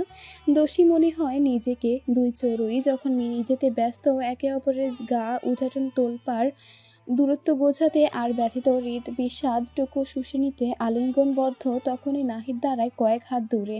থমকায় সে, অবিশ্বাস্য লাগে তার। এ কি দেখছে? ক্রোধ ছুটছে শিরা উপসেরায়, হুঙ্কার দেয়। কলিজা। ব্যাস টান টান হয় রামিম। রাজের মনোযোগ ঘোরে। মিথিলা বুকটায় আরও ছিটিয়ে যায়। মুও অবাক, হা হওয়া ঠোঁট দুই দিকে প্রসারিত, নেত্রদ্বয়ের কপাট উঠেছে কপালে, চোখে দৃষ্টি তীব্র বিমূর্ত। সে নাহিদ তেড়ে যায় বোনকে ছুটাতে। রামিম উল্টো ঘুরে যায়, দেবে না তার প্রাণকে। ভুগেছে অনেক দিন, মন ভরেনি এতটুকু আদরে। রাজ নেমে আসে সৌম্য কদমে, দাঁড়ায় নাহিদের সামনে, রোধ করে গতিপথ। ঠোঁটে বাঁকা হাসি, ব্যঙ্গ করা অভিব্যক্তি ওর। নাহিদ ধাক্কা দেয় রাজকে। আজ রাজ অটল, নড়ে না। নাহিদ উষ্মায় হাত উঠায় মারতে, রাজ দ্রুত কলার ধরে ওর, ত্যক্ত কণ্ঠে বলে, খবরদার, রাগাস না আমায়। আর সেই দিন বলেছিলিস কাপুরুষ আমার ভাই, তুই তো আরো ছোট লোক, সাহস থাকলে আমায় আঘাত করতি। চোখ লাল রাজের, কপালের রগ স্পষ্ট ফুটে উঠেছে, বাইসেপসন ফুলে ফেপে টান টান, বক্ষপট রাগের তীব্রতায় দ্রুত চলছে, গরম শ্বাস হালকায় ছুটছে নাসারন্ধ্র দিয়ে। মৌ এগিয়ে আসে ছাড়িয়ে নিতে, নাহিদ হাত উঁচিয়ে থামায় ওকে। গুটিয়ে যায় মৌ, রাজ ঝটকায় ছেড়ে দেয় কলার। নাহিদ এক পল বুকে থাকা কলিজাটাকে দেখে নেয়, চোখ বুঝে নিল গোড়ায় ফোটা কয়েক অশ্রু। মানুষকে কি বলে কি হবে? তার কলিজাই তো আজকে তাকে ছোট করলো। তবুও নম্র স্বরে ডাক দিল বোনকে। কলিজা, আসো তোমার ভাইয়ের কাছে। মিথিলা মুখ লুকিয়ে নেয় রামিমের গলার খাজে। নাহিদ পিছু সরে যায়, উল্টো ঘুরে মাথা নোয়ার অপারগতায়। আর থামে না, গটগট করে হাঁটা ধরে বাড়ির ভেতরে। মৌ কি করবে ভেবে পেল না। মিথিলার দিকে তাকিয়ে বলে, এভাবে যেতে দেবেন? বোঝা গলায় কঠিন স্বর নাহিদের। ওই চৌকাট বন্ধ চিরতরে ওর জন্য। সে এখন কলিজা না আমার, হবু মিসেস শাহ, রাইহান রামিন। যেতে দিন, ভালো থাকবেন সেখানে। ময়ের টলমল হলো চোখ, জানে এই মানুষটা কি পরিমাণ ভালোবাসে বোনদের। ফের নজর বুকে থাকা মিথিলা, রামিম আর রাজের দিকে পা বাড়িয়ে ভেতরে। মিথিলা ভাইয়ের কথায় হু হু করে কেঁদে দেয়। এত বড় কথা বলতে পারলো তার ভাই, এই বুঝলো কলিজাকে। রাজ স্বাভাবিক উৎফুল্ল কণ্ঠে আদেশ দেয়, স্মৃতিনগর আলোকিত করো, আজ শাহবাড়ির ছোট বউ যাবে যে। বলতে দেরি একটা গার্ড ভর্তি গাড়ি প্রস্থান নিতে দেরি হলো না। রাজ এগিয়ে গিয়ে গাড়ির দরজা খুলে দেয়। রামি উঠে কোলে বসে নেয় মিথিলা, চোখের পানি মুছে দেয়, আদরে চুম্বনে লেহন করে সপ্তদোষীর কষ্ট। পানির বোতল নিয়ে খাইয়ে দেয়। নীরব হয় মিথিলা। ভাই তো মুখ ফিরিয়ে নিল, বাবা দাদু মা মনিও কেউ তাই করবে। বুক চিরে বেরিয়ে আসে দীর্ঘকায় বিষণ্ণ হাওয়া। রাত চোখ তুলে দেখে নিল নওশিকে, দেখলো সব এতক্ষণ ছাদ বারান্দায় দাঁড়িয়ে, চোখের ভাষায় বলে দিচ্ছে হয়তো খারাপ হলো এটা, খুব খারাপ। ডোন্ট কেয়ার ভাব নিয়ে ফ্লাইং কিস ছুড়ে দেয় রাজ। ড্রাইভিং সিটে বসে টান দেয় গাড়ি। নওশি চোখ বড় বড় করে চেয়েই সেদিকে। সোফায় শরীর এলিয়ে দিয়ে চোখ বন্ধ করে রাগ সংবরণে লেগে নাহিদ যেন দুনিয়ায় জ্বালিয়ে দিতে পারলে তৃপ্তি আসতো। অতিরিক্ত ক্রোধে শরীর ঘামে ছেড়েছে, সাদা গায়ের রং ত্রাসে লাল। হিসিয়ে তার প্রশ্বাস জাত শব্দে হিম তুলেছে বসতের কানায় কানায়। ময়েরা ভয় লাগছে নাহিদের এই কঠিন রূপে। বিয়ের পর থেকে দেখেছে সে শান্ত দায়িত্ববান পুরুষের এই সত্তা হিসেবে গরমিল। তবুও ভয় পেলে এগিয়ে আসলো কাছে, বসলো ঠিক গা ঘেঁষে। শান্ত করতে হবে ওনাকে। নাহিদ তখনও অনড় রয়েছে একই। শাড়ির আঁচল দিয়ে মুখ মুছিয়ে দিল মুখ। কথা পারল, চলুন রুমে, ঘুম আসবেন, সকালে এই নিয়ে ভাবা যাবে। নিশ্চুপ নাহিদ দেরি না করে মুখ কোলে উঠে বসে, ওর গলা জড়িয়ে ধরে, গালে কপাল ঠেকিয়ে দেয়। পড়ে থাকে কিছু সময়, রয়ে সে প্রশ্ন করে, আপনি এসব জানতেন? ভারীকে শীতল স্বরের এক বাক্যের উত্তরে ময়ের শরীর শীতল স্রোত বইয়ে যায়। নাহিদ চোখ খুলে নড়ে চড়ে বসে, জড়িয়ে নেয় বউকে বুকটায়, মুখ লুকিয়ে ভাঙা গলায় বলে, ভালোবাসার কি কোনো কমতি রেখেছি আমরাও, যে এমন একটা কাজ করলো, পরিবারের কথা মান মর্যাদা সব ভুলে চলে গেল। কখন কার প্রতি ভালোবাসা জন্মে এটা বলতে পারে কে? বরের কথার পিঠে কথা ময়ের। নাহিদ দীর্ঘশ্বাস ছাড়লো। ভালো লাগছে না তার কিছু। জন্ম থেকে এই প্রথম কেউ ওকে টক্কর দিল সামনে থেকে, তার কলিজাকে নিয়ে গেল। আর সে অপারগ হয়ে দেখলো সেটা। কঠিন হলো মুখবিবর, কণ্ঠ শক্ত করে বলল, কাল বাসায় মেহমান আসবে, আপ্যায়নে যেন ত্রুটি না থাকে। কপাল গুটিয়ে নিল মৌ। কই সে তো জানে না। প্রশ্ন করে, কে আসবে? কলিজাকে দেখতে আসবে। অবাক হলো মৌ। বুক থেকে নাহিদের মাথা তুলে চোখের ইশারায় বোঝায় কি হয়েছে। এসবের মানে কি? নাহিদ শুরু থেকে সবটা বলল রাগ ঢাক না রেখে। বিস্মিত মৌ যেন বাকরুদ্ধ। তারই ছায়া তলে এত কিছু হচ্ছে, কিন্তু বেখবর সে। অবাক করা স্বরেই বলল, কিন্তু বোনের তো এখনো পড়াশোনা শেষ হয়নি, আর আপনার এত ইচ্ছে বোনকে নিয়ে, সেটার কি হবে? বিয়ের পর পড়াশোনা করবে, আর পাত্র স্বয়ং আমার খালাতো ভাই। আমি আর পারবো না কলিজার থেকে মুখ ফিরিয়ে নিতে। ভালো থাকতে পারবো না তাহলে। বড় অসহায় শোনায় তার গলা। বলতেই নসির পদার্পণ ঘটে সেখানে। মৌ থতমত খেয়ে সরে যায়। নাহিদ দাঁড়ায় শটান। দরজার আড়াল থেকে সবটা শুনেছে সে। ভাইয়ের আদরের পিছে আজ শাসনটাই চোখে পড়ল। কোনো মতেই নিজের মতের বিরুদ্ধাচারণ হতে দেবে না। নসি কাট বলে দেয়, বারণ করে দাও ওনাদের। তুমি সবটা জানো, তাও এমন করছো কেন? আব্বুর সাথে কথা হয়েছে আমার, আর আমার মতামতের বিপক্ষে কোনো কিছু মানবো না। বলতেই কিছু বুঝে ওঠার আগে গালের সপাটে থাপ্পড় পড়ে নসির। বোনের অধপতনে আর পারে না সামলাতে নিজেকে। বুদ্ধি লোপ পেয়েছে যেন মিথিলার কাজ। আবার নসির এমন কথায় জ্ঞান শুনো নাহিদ আজকেই হারিয়েছে মেজাজের। বিহবল মৌ তড়িৎ আগলে নেয় নসিকে। বাকরুদ্ধ সে। বিস্ময়াবিষ্ট দুজন। বিমূর নসির হাত চলে যায় গালে। অবাক নেত্রে চেয়ে ভাইয়ের মুখে। এই ভাই যে জন্ম থেকে পদতলে পাপড়ি বিছিয়েছিল, সে আজ বোনের দিকে না ভেবে আঘাত করল। নাহিদ আঙুল উঁচায়, কণ্ঠ তেজালো পরে হুঙ্কার ছুড়ল, স্বাধীনতা দিয়েছে এই নয়, যা খুশি করবে। দিয়েছি যখন কেড়ে নিতে ওর সময় লাগবে না। বাকরুদ্ধ নসি বিমূর্ত কণ্ঠে আওড়ায়, তুমি আমার গায়ে হাত ওঠালে? হ্যাঁ উঠলাম। আর একবার ওই কুকুরের নাম মুখে নিলে জিভ ছিঁড়তে ওর সময় লাগবে না। ভালোবাসার আর লোক পাওনি? কালকের কাবিন হবে তোমার। আমার কথা নড়চড় হলে খুব খারাপ হবে বলে দিলাম। রুমে যাও, ময়ের ফোন নিয়ে আসো। হিতাহিত জ্ঞান হারিয়ে চিল্লিয়ে বলে নাহিদ, যেন অম্বুর বেঁধে তড়িৎ ঠিকরে পড়েছে জবান দিয়ে। মৌও স্তব্ধ। বোঝার আগেই কি থেকে কি হয়ে গেল। কাকে কি বলবে, বোঝাবেই বা কি করে। অবারক সে দেখে গেল নির্লিপ্তিতে ভরা কানায় চোখের পানি বাঁধ ভাঙে। এবার কপল বেয়ে উপচে পড়ে নসির। বিমুখতায় মুখ ঘুরিয়ে তুরন্ত রুমের দিকে ছুটে সে। ফ্যাকাশে কান্না ভেজা গলায় বিরোধ স্বরে যেতে যেতে বলে, দেখি আমায় কে আটকায়? আমিও রহমান বাড়ির মেয়ে, ভুলে যেও না। ফাঁকা ঠোঁট ঠেলে বের করে শব্দ মৌ। এ কি করলেন? এভাবে কেউ বোনের গায়ে হাত তোলে? বোনকে শুনিয়ে চিল্লায় পুনরায় নাহিদ, আমিও দেখবো তুমি কত দূরে যেতে পারো। আমাকে আর খারাপ হতে বলিও না। ওদের নাম ও নিশান মিটিয়ে দিব আমি। গভীর রজনীর এই ক্ষণে দুই ভাই বেখাপ্পা বাইরের দুনিয়া হতে। মত্ত তারা নিজেদের কথোপকথনে। ঘুমন্ত মিথিলাকে কোলে কমফোর্টে ঠেকে মনানন্দে ভাইয়ের সাথে আলাপচারিতায় মত্ত রামিম। সুস্রসা যেন শুষে নিয়েছে এই রমণী তার আদরটুকু দিয়ে। কথার ফাঁকে টুপটাপ চুমুর বর্ষণ নামিয়েছে আদরিনী গালে। ভুলে বসেছে সামনে বসা বড় ভাইকে। দুই ভাইয়ের খেয়াল নেই রাতের। সানন্দে প্রমোদ আটখানা। আজ সমন্ধি ভাইয়ের মুখটা দেখার মতো ছিল। রামিমের কথায় হাসে রাজ। কফির পাফে চুমুক বসিয়ে হাস্যবদনে উত্তর করে, তা বলতে বুঝি না বেটার সমস্যা কোথায়। আমার বাপে কি করেছে সেটা নিয়ে পড়ে আছে। আরে খারাপ যদি হতাম তাহলে তো রোজ নতুন নতুন বেড পার্টনার নিয়ে ফুর্তিতে মেতে থাকতাম। বেটা আধা পাগল। ভাই, তুমি আমার সমন্ধি ভাইয়ের পিঠে পিছে এইসব বলতে পারো না। হো হো করে হেসে দেয় দুই ভাই। রামিমের সুরে দুলনিতে কিঞ্চিত নড়ে ওঠে মিথিলা। মুখ কুচকে নেয় ঘুমের মধ্যেই। বিরক্ত শব্দ করে সে। রামিম শ্রান্তি আগলে নেয় শ্রেয়সীকে। হুশ করে ভাইকে বোঝায় শব্দ কম করতে। আরও ভালোভাবে মুড়িয়ে সিটিয়ে নেয় বুকের মধ্যখানে। ললাটে আদর দিয়ে হাতের বাঁধন শক্ত করে। পুরো বাড়ি নীরব। রাজ উঠে যেতে নেয় রুমে। কাল অনেক কাজ তার। ভাইয়ের বিয়েও ও বাড়ির ঝামেলা। ঘুম দরকার। যেতে যেতে বলে, কলিজা রুমে যাও। আর তোমার দায়িত্ব বেড়ে গেল অনেক। আশা করি পিছপা হবে না। আমার মায়ের আম্মুকে অনেক যত্নে রাখবো, চিন্তা করো না। শুধু একটু এই যাত্রায় পার করে দাও। তোমার ছেলেকে আমার মায়ের জামাই বানাবো। ভাইয়ের তড়িৎ জবাবে পা থামিয়ে পিছু ঘুরে রাজ ভ্রু নাচিয়ে বলে, কলিজা কথার যেন নড়চড় না হয়।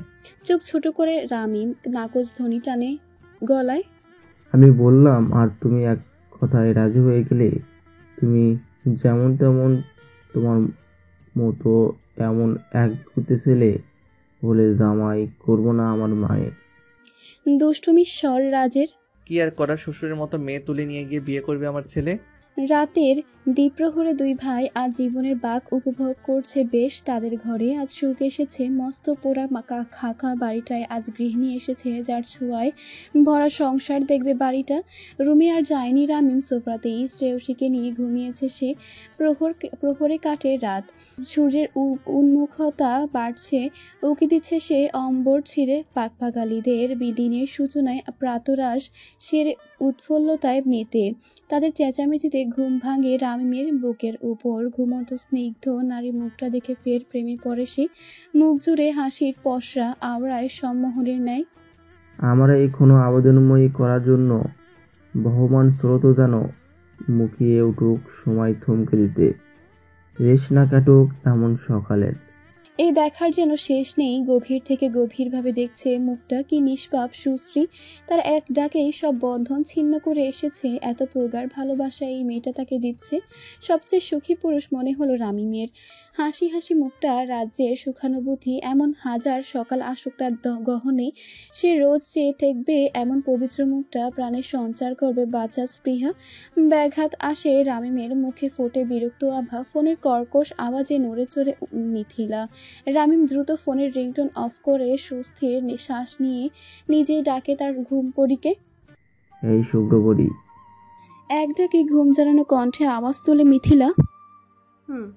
হায়। কোমর বাঁধা হাত দুটো দিয়ে আরো উপরে তুলে নেয় রামিমকে।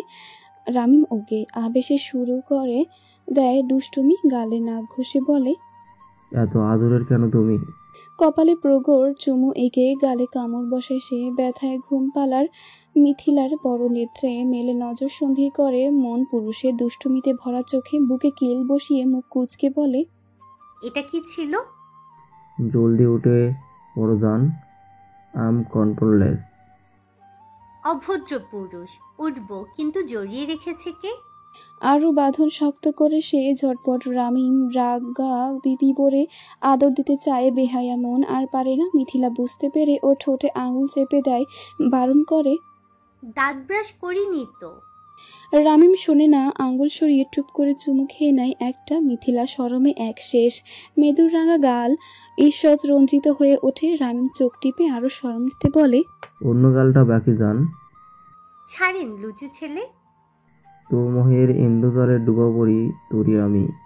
লাজ হায়া শরম ভুলে বাসা একান্ত দেওয়ানা তোরি।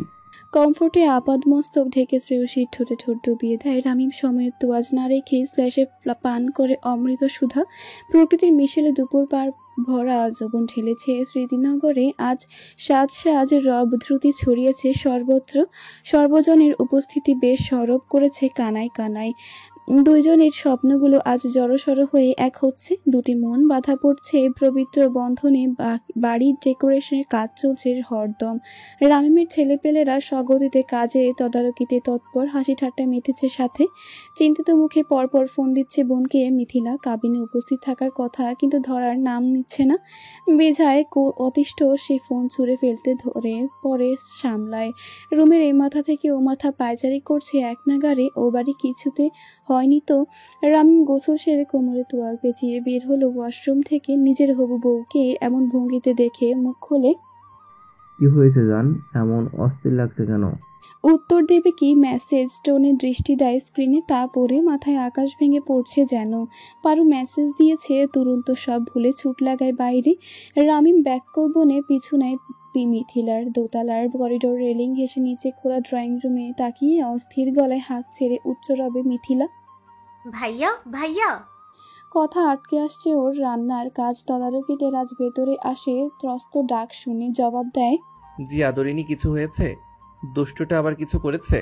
রামিমের চোখ বড় বড়। মিথিলার অস্থিরতা বুঝলো না। পেছনে এসে দাঁড়ায় সেও। বলে, দল বদল ভালোই করতে পারো দেখছি। মিথিলা বিরক্ত ও ঝাঁঝালো গলায় থামায় রামিমকে। রাজের পানে চেয়ে পুনশ্চ তাড়া দেয়, জলদি আমাদের বাসায় যাও, আপুর নাকি কাবি নাচ। রামিম অবাক। রাজ থমকায়। ড্রয়িং রুমে উপস্থিত সব মুখ চাওয়াচাওয়ি করে একে অপরের। রাজ সব ফেলে দৌড়ায় গন্তব্যে। রাজ চিরবিরিয়ে ওঠে, আজ ও এর শেষ দেখে ছাড়বে। দুনিয়ার আর কিছু মাথায় নেই তার, শুধু একটাই কথা, আপুর নাকি কাবিন আজ। রাজের বের হওয়ার পর মিথিলা ও রামিমকে রেডি হতে বলে, যাবেও সেখানে। রামিম বারণ করলে জেদ ধরে সে। অগত্যা রামিম বের হয় ওকে নিয়ে। বাসার নিচে অনেক ছেলে পেলে রেখেছে নাহিদ, রাজকে কোনো মতেই ঢুকতে দেবে না সে। ভালোই ভালোই একবার কাবিন হয়ে গেলে লাশ ফেলবে রাজের। নশি ঠায় বসে নিজের বিছানায়, রুমে কাউকে ঢুকতে দিচ্ছে না, খাওয়াও নেই রাত থেকে। ভয়ে ভয়ে ওর দরজা টোকা দিয়ে ডেকে যাচ্ছে। নাহিদ আদেশ ছুঁড়েছে তৈরি করে দিতে। এদিকে বোন খিল দিয়েছে দুয়ারে, সাড়া না পেয়ে নিরুপায় ফিরে গেল ফুপি শাশুড়ির কাছে সাহায্য চাইতে। তার শাশুড়ি আম্মা বোনের সাথে কথায় মশগুল ড্রয়িং রুমে। সবাই এসেছে ফ্লাইটে গ্রাম থেকে সকাল 11টায়। সৈয়দপুর থেকে ঢাকা ফ্লাইটের সময় লাগে না। সাদামাটা পারিবারিকভাবে বিয়ে সারবে এখন মেয়ের। যা পরিস্থিতি, পরে গ্রামে অনুষ্ঠান করে ধুমধাম বিদায় দেবে মেয়েকে। নাহিদ, মুকুল, রফিকুল রহমান শপিং মলে বরের সাথে পছন্দসই সব কেনাকাটায় ব্যস্ত। ফিল্ড থেকে ফিরেছে ছেলে তাদের। নাহিদ বেশ খুশি। বংশের ছেলে, সাথে ছোটকাল থেকে বেড়ে ওঠা ভাইয়ের হাতে বোল পাত্রস্থ করে পেরে বেশ প্রফুল্ল চিত্ত সকাল থেকে। কাল একা ছিল, কিন্তু আজ বাসায় সবাই জোর পেয়েছে। বাসার সামনে গাড়ি থামায় রাজ। ব্যগ্র পায়ে নেমে আসে সে। ঢুকতে নিলে পথ রোধ করে ওর কয়েক ডজন ছেলে। রাজ দেখে নেয় তাদের হাতে সময় কম, এমন গন্ডগোল করা যাবে না। ঠান্ডা মাথায় রাজি করাতে হবে সবাইকে, বিশেষ করে মুকুল রহমানকে। ভদ্রলোককে হাত করতে পারলেই অর্ধেক কাজ হয়ে যাবে। নম্র স্বরে ওদের বলে, পথ ছাড়ো। হাসে ছেলেরা, আরো শটান হয় সবাই। ব্যঙ্গাত্মক গলায় বলে ফিরে যেতে। রাজ তবুও ওদের হাঁটিয়ে ভেতরে ঢুকতে গেলে ধাক্কা দেয় ওরা। কয়েক পা পেছনে চলে যায় সে। খেয়ে হারায় মেজাজের। এলোপাথারি মারতে শুরু করে। রামিমরাও আসে সেই সময়, যোগ দেয় রাজের সাথে। বিশৃঙ্খলা শুরু হয় রাস্তায়। বাইরে হট্টগোলের শব্দে বেরিয়ে আসে মহিলারা। পরিস্থিতি উদ্বেগজনক দেখে ফোন লাগায় নাহিদকে। ওদের মারামারির ফাঁকে মিথিলা এগিয়ে যায় বাসার দিকে। বোনকে বের করে নিয়ে আসতে হবে, পারে না সে। পথ আগলে দাঁড়ায় মিনারা। মিথিলা অনুরোধ করে, ওনার পেছনে দাঁড়ানো মাকে দেখে ডাকে, আম্মু। তড়িৎ জবাব দেন নার্গিস, ওই মুখে মা ডাকবি না আমায়, মরে গেছে আমার মেয়ে। হু হু করে মুখে হাত চেপে ডুকরে কেঁদে দেয় মিথিলা। পৃথিবীটাই দূরে ওঠে ওর। অস্তিত্ব বিলীন লাগে। দাঁড়িয়ে থাকার শক্তি খুইয়ে আসে যেন। বসে পড়ে রাস্তায়। দাঙ্গার মাঝে নাহিদের আসে, থামায় ছেলেদের। নাহিদ ঘুষি বসায় রাজের নাক বরাবর। দর আঘাতে রক্ত আসে, তবু অনর সে। রামিমের দিকে চেয়ে বলে, আমার বাড়ির আদরিনীকে আগলে নাও। তখনই ভেসে আসে এক কণ্ঠস্বর, এরাই কি সেই লম্পট যারা ভদ্র ঘরে মেয়েদের তুলে নিয়ে যায়? রাত চায় শব্দ উৎসের। ছেলেটির পানে সুপুরুষ, এক কথায় বয়স হবে 31-এর কাছাকাছি। সাদা চামড়ার লোমশ, হাতের কোনোই অবধি উন্মুক্ত। সেটায় পাঞ্জাবি স্লিপস ফোল্ড করে রাখা। ক্লিন শেপ, চোয়ালে তীক্ষ্ণ, চোখে সানগ্লাস, আকাশি পাঞ্জাবিতে শোট হোপ জোয়ানো আর্মি অফিসার। ঠোঁটে ক্রূর হাসি তার। রাজবেগে এগিয়ে আসে, কলার ধরে সাবধান বাণী জানায়, মুখ সামলে কথা বলো। আচ্ছা বলবো, ভদ্রলোকের মতো চলে যা। শান্ত শীতল স্বরের কথাগুলো বলে। কলার ছাড়তে নেয়, রাজ ছাড়ে না। বলে, যাবো তো তাকে নিয়েই। নৌশি তো যাবে না। উল্টো ঘুষি বসায় রাজ সজোরে। নাক বরাবর চিল্লিয়ে বিরোধভাস করে, ওর নাম মুখে নিবি না, সে আমার। গুমোটভাবে ছেয়ে গেছে রহমান বাড়ির সবার মুখের আদল। কঠিন পাথর যেন সবার হৃদয়। চোখের ভাষায় বলে দিচ্ছে যেন ছাড় না পায় বদমাইশটা। সাথে এতটা বিতৃষ্ণা, সেথায় পারলে এক্ষুনি রাজের অস্তিত্ব বিলীন করে দেবে। ফুসছে সকলে। জলসা বসেছে ভরা রাস্তায়। বাড়ির আশেপাশের মানুষরা সব জানালা ব্যালকনি হতে মজা লুটছে এহেন তামাশার। পথচারীরা কাজ ফেলে দেখছে তাড়িয়ে তাড়িয়ে। রাজ সে আমার, বাকি সবার মনে ক্রোধের হলকা বইয়ে। রাজের নাকে দেওয়া ঘুষির তোড়ের কিঞ্চিত হেলে যায় হাসান শেখ। ডান হাতের বৃদ্ধাঙ্গুল দিয়ে গড়িয়ে পড়া লৌহটুকু মুছে সোজা হয়ে দাঁড়ায় সে। মুখে হাসি এখনো। রাজের রোষ সীমা ছড়ায়। ফের আঘাত করতে ধরলে বলিষ্ঠ দুইজন প্রতিহত করে। একাশে অপারগ। নাহিদ হাসান একযোগে বুকে লাথি বসায়। ছিটকে কয়েক হাত দূরে গিয়ে পিচ ঢালা রাস্তায় উপরে পড়ে সে। যোগ সামলে উঠবে কি? নাহিদ হাসান বেপরোয়া আজ। একের পর এক পদাঘাত করতে লেগে পড়ে দুজনই। এভাবে মার খেতে দেখে রামিমের বুকে থাকা মিথিলা তড়িৎ উঠে আগলে নেয় রাজকে। রামিম আজ নিজেও কুল হারিয়ে হাত উঠায় নাহিদের উপর। দাঙ্গা বেশ হাত ছাড়িয়েছে। হাসানের ইশারায় কয়েক ছেলে রামিমকে ধরাশয়ী করে মুহূর্তেই। একা আর কতজনকে প্রতিহত করবে? তবুও বেশি মারতে পারে না ওকে, থামতে হয় সবাইকে। বেশ হট্টগোল শুরু হলো, শান্ত হয় মুকুলের ধমকে। নাহিদ হাসান ও সরে আসে, রাগে ফোপাচ্ছে তারা। মুকুল সবার মুখ একবার করে দেখে নিয়ে রাজের সামনে গিয়ে হাঁটু গেড়ে বসে। সুস্থির অভিব্যক্তিতে বোঝানোর সুর ধরেন। কেন এমন করছো? না নিজে ভালো থাকতে পারছো, না আমাদের ভালো থাকতে দিচ্ছ?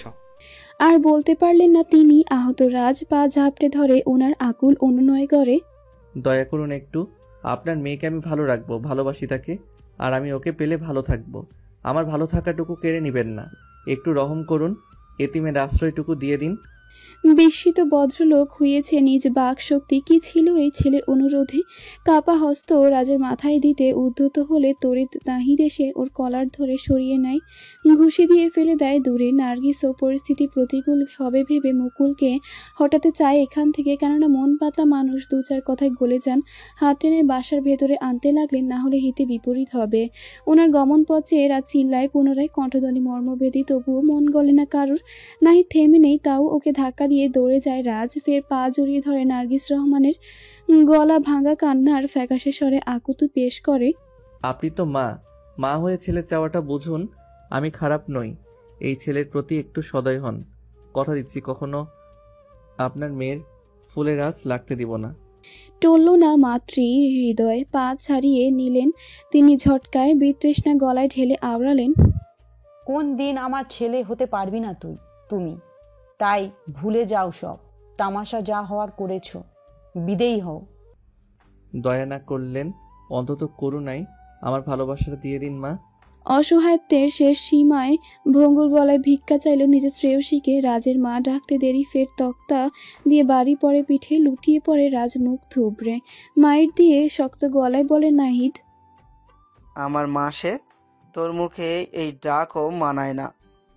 অসহায় আজ রাজ। করুণ সুরে মিনতি বাতাস ভারী করেছে। আর কিভাবে বোঝাবে সবাইকে? এত মানুষ পেরিয়ে ভেতরেও যেতে পারবে না। রামিমও আজ নিরুপায়। ওকে আজও উত্তম মধ্যম দিত, মিথিলা আগলে রেখেছে বিধায় শেষ রক্ষা। তবু ওর চারপাশে ঘেরে ছেলেরা নড়তে দিচ্ছে না। নিজের রুমে ছটফট করে যাচ্ছে নৌশি। নিজের দরজা আটকে দিয়েছিল, কিন্তু এখন বাইরে থেকে লক করা। ডুকরে কাঁদছে সে, বেদনার্থে কপাল আজ ঝর্ণার সম। নিচ থেকে রাজের মিনতি ঘর পর্যন্ত আসছে। ওর সেই মরণসম হৃদয় নিংড়ানো অনুরোধে নসিও ভেতরে পড়ছে। দরজায় একের পর এক আঘাত করে যাচ্ছে সে। যদি কেউ রহম করে দরজাটা খুলে দেয়। কেউ নেই বাড়িতে ওর অনুনয় শোনার। পারু এক কোণে দাঁড়িয়ে দেখছে সব, শুনছে বোনের আহাজারি। অধিকার নেই ওর সেই রুমে দরজা খুলে দেওয়ার। এক পা আগালেও দুই পা পিছিয়ে যাচ্ছে। আফামনি তাকে মায়ের পেটের বোন মানে। ছোট থেকে নিজের মতো করে মানুষ করেছে, পাষাণ হতে পারছে না তার কোমল মন। ফের এদিকে সবার কথাও চিন্তায় আসছে। ক্লান্ত গাত্রে বসে পড়ে নসি মেঝেতে। কাল রাত থেকে না খাওয়া, মানসিক ধকল সায় দিচ্ছে না মাংসল শরীরে। নেতিয়ে আসছে সে, বুঝে আসছে না দু চোখ। প্রেশার ফল করবে হয়তো। কানার দাপটে গলা বসে গেছে ওর, ফ্যাচ ফ্যাচে গলায়। তবুও জোর টেনে দরজায় হাত ধরা শব্দ করতে করতে ডুকরে চিল্লায় শেষবার, আম্মু, ও আম্মু, দয়া করে দরজাটা খুলে দাও, কষ্ট হচ্ছে ওনার। কপাল কপাটে ঠেকিয়ে অঝরে কেঁদে দেয় নসি। দেয়ালে বাড়ি খাইয়ে তা আজ বিষাদের লয় তুলেছে। পাষাণতায় মেতে সবাই আজ, যেন আজন্ম পাপ এই প্রণয়। আব্বু, তোমার মা আজ কাছে, তবুও তুমি শুনতে পাও না? তুমি তো এমন না। বিশ্বাস করো, আমি দেখেছি মানুষটা কাঙাল, আমায় সুখে রাখবে। তুমি তোমার মায়ের কথাটা একটিবার শোনো। নসির আত্ম আহাজারিতে আর পারে না পারু। ও ঘর থেকে চাবি এনে খুলে দেয় দরজা। হঠাৎ দরজা খোলাতে টগলে পরে নসি মেঝেতে। পারু উঠে দাঁড়াতে সাহায্য করে ওকে। ভেজা নেত্রপল্লব তুলে এক পল দেখে নেয় ওর মুখটা। শুকনো খড়খড়ে পিবরে হাসি আসে। কিঞ্চিত দুঃখের মাঝেও পারু তাড়া দেয়, যাও আফামনি, ভালো থেকো। দুর্বল শরীরে যেন বল আসলো মুহূর্তেই। তুরন্ত বেগে চলল সে নিচে। পারু হাসে প্রাপ্তির কথা ভেবে, চোখের পানি মুছে দেওয়ায় দেয় বোনকে। অবসন্ন রাজের দেহটা পরাজিত সৈনিক ন্যায় হাঁটু গেড়ে বসে পড়া রাস্তায়। দুই হাত ঝেড়ে দিয়ে মাথা নুয়ানো নিচে, চোখ বুঝে নেওয়ার সাথে প্রকাণ্ড বাড়ি পড়ে কপালে। চিড়ে যায় সেথায় একাংশ। উফ তাক করে বের হওয়া না মুখ দিয়ে, যেখানে বেঁচে থাকা শেষ সম্বলটুকু হারালো সেখানে এসেও আঘাত অতি সহজ, যত সামান্য লাগছে এখন, বরং হাসি আসছে বোকামিতে, ব্যর্থতায়। রাজের মার দেখে জ্ঞান হারায় মিথিলা, ঢলে পড়ে হবু বরের বুকে, আগলে ধরে অসহায় চোখে দেখে রক্তাক্ত ভাইকে রামি। নিজের পুরুষত্বকেই বিতৃষ্ণা আসছে। হাসান দ্বিতীয়বার মারার জন্য উদ্যত হলে নসি আসে সেখানে, দৌড়ে এসে ধাক্কা দেয় হাসানকে, তড়িৎ হাঁটু গেড়ে বসে রাজের সামনে, আষ্টে পৃষ্ঠে জড়িয়ে গেঁথে নেয় ওকে তার ছোট্ট বুকটার গহীনে। কান্নায় আড়ষ্ট সে হাত বুলিয়ে দিতে থাকে রাজের পিঠে অবিরাম, যেন বোঝায় আর ভয় নেই, আমি এসেছি, আর কেউ কিছু বলতে পারবে না। রাজ চাঁদ হাতে পেয়ে নিজেও জড়িয়ে ধরে আষ্টে পৃষ্ঠে নিজের বক্ষ মাঝে, এমন বাঁধন দৃঢ় করে যেন ছেড়ে দিলেই লীন হবে তার রাগিনী, হারিয়ে ফেলবে চিরতরে। বাড়ির সবাই হতবাক, আশ্চর্য, তারা ভাবছে এই মেয়ে বের হলো কিভাবে, এখন কিভাবে আটকাবে, এইসব ছাড়াবে কিভাবে রাজের থেকে মেয়েকে, ভেবেই পাগল পাড়া সবার চিন্ত। নাই তড়িৎ আসে বোনকে ছোটাতে, হাত চেপে টেনে ছাড়তে না ধরলে নসি ভাইয়ের হস্ত ঝটকা মেরে ছাড়িয়ে নেয়, কণ্ঠ যেন ধারালো তলোয়ার সম, ছোট্ট বাক্যবান। ছবে না আমাকে। পিছিয়ে যায় নাহিদ কয়েক কদম, থমকায় সে। বিমুর রহমান বাড়ির সকলেই বিভ্রান্তিতে দোলাচলে, সব অবাক হয় মেয়ের কাণ্ডে। একই দেখছে তারা, তাদের বাড়ির প্রাণ আজ তার অহংকার ধূলিসাৎ করে বিরুদ্ধাচারণে সরব। কোথাকার কোন ছেলের জন্য ভাইকে ধমকালো এত অধপতন। রাজের মাথা বুক থেকে তোলে নসি, মুখটা দেখে পুনশ্চ ঠোঁট ভেঙে কেঁদে দেয়। কি অবস্থা হয়েছে পুরুষটার, কাঁদুনি গলায় উচ্চ রব নসির। ওনার শরীরের আঘাত আমায় ক্ষত বিক্ষত করে, কেউ স্পর্শ করবে না, আর বুঝবো তাহলে সে প্রহার আমার দেহে দিচ্ছ, আর প্রত্যেকটা আমি মনে রাখবো। ফের বুকে লুকিয়ে নেয় মন পুরুষকে, বিড়বিড় করে, আর কেউ কিছু করবে না, আমি এসেছি তো। বিষাদ ছুটিতে রাজের মন আঙ্গিনা এতক্ষণে সাজালো তার বসন্তে প্রফুল্লতায় চেয়ে, বুকের সর্বক্ষণ আরও নিজের মাঝে চেপে নেয় নসিকে। স্থান মানুষ শরম ভুলে যা মাঝ রাস্তায় দুই প্রেমিক, তাদের প্রেম বাঁচাতে মরিয়া। পূর্ণতায় আশাবাদ মানবে না, কোনো অজুহাত দেখাবে না, না তো পরিবারের জন্য নত শিকার যে ভুলে যাবে সব। শরীর কাঁপছে নসির এখনও হারানোর ভয়ে। রাজ মাথা তুলে চায় শুকনো মুখটায় শ্রেয়সীর চোখের পানি মুছে দিয়ে, কিছু নজরে আসতেই শক্ত করে চোয়াল শুধায়, ওর না কই? কেঁপে ওঠে নসি ধমকে। রাজ সময় নেয় না, গায়ের শার্ট খুলে পেঁচিয়ে দেয় শরীরে ওর। নসি পুনরায় সেটে যায় রাজের নগ্ন বুকে। শান্ত হয় সে ক্ষণপলে, মাথা তুলে মন পুরুষের ললাটে গভীর চুম্বন দেয় নসি। খানিক সময় নিয়ে শোষণ করে রাজের ক্লেশ, মুখটা আজলায় ভরে বলে, আরো ব্যথা আছে? আদুটুকু মিস করতে চায় না রাজ, ঠোঁট উল্টে বাচ্চাদের মতো মাসুম আওয়াজ আওড়ায়। অনেক। বলতে দেরি ছোট ছোট চুমুতে ভরিয়ে তোলে রাজের আব্রুখানা, কপাল, গাল, নাক, চোয়াল বাদ রাখে না কিছুই, যেন সহস্র আদরে বিষাদ মেটাতে কার্পণ্য নেই নসির। হাসির ফোয়ারা রাজের চোখে মুখে বাঁধনে রেখে ভরা মজলে সে হাসিল করে তার ভালোবাসা। এদের আদিক্ষেতায় হাসান এগিয়ে এসে মারতে ধরে আবার।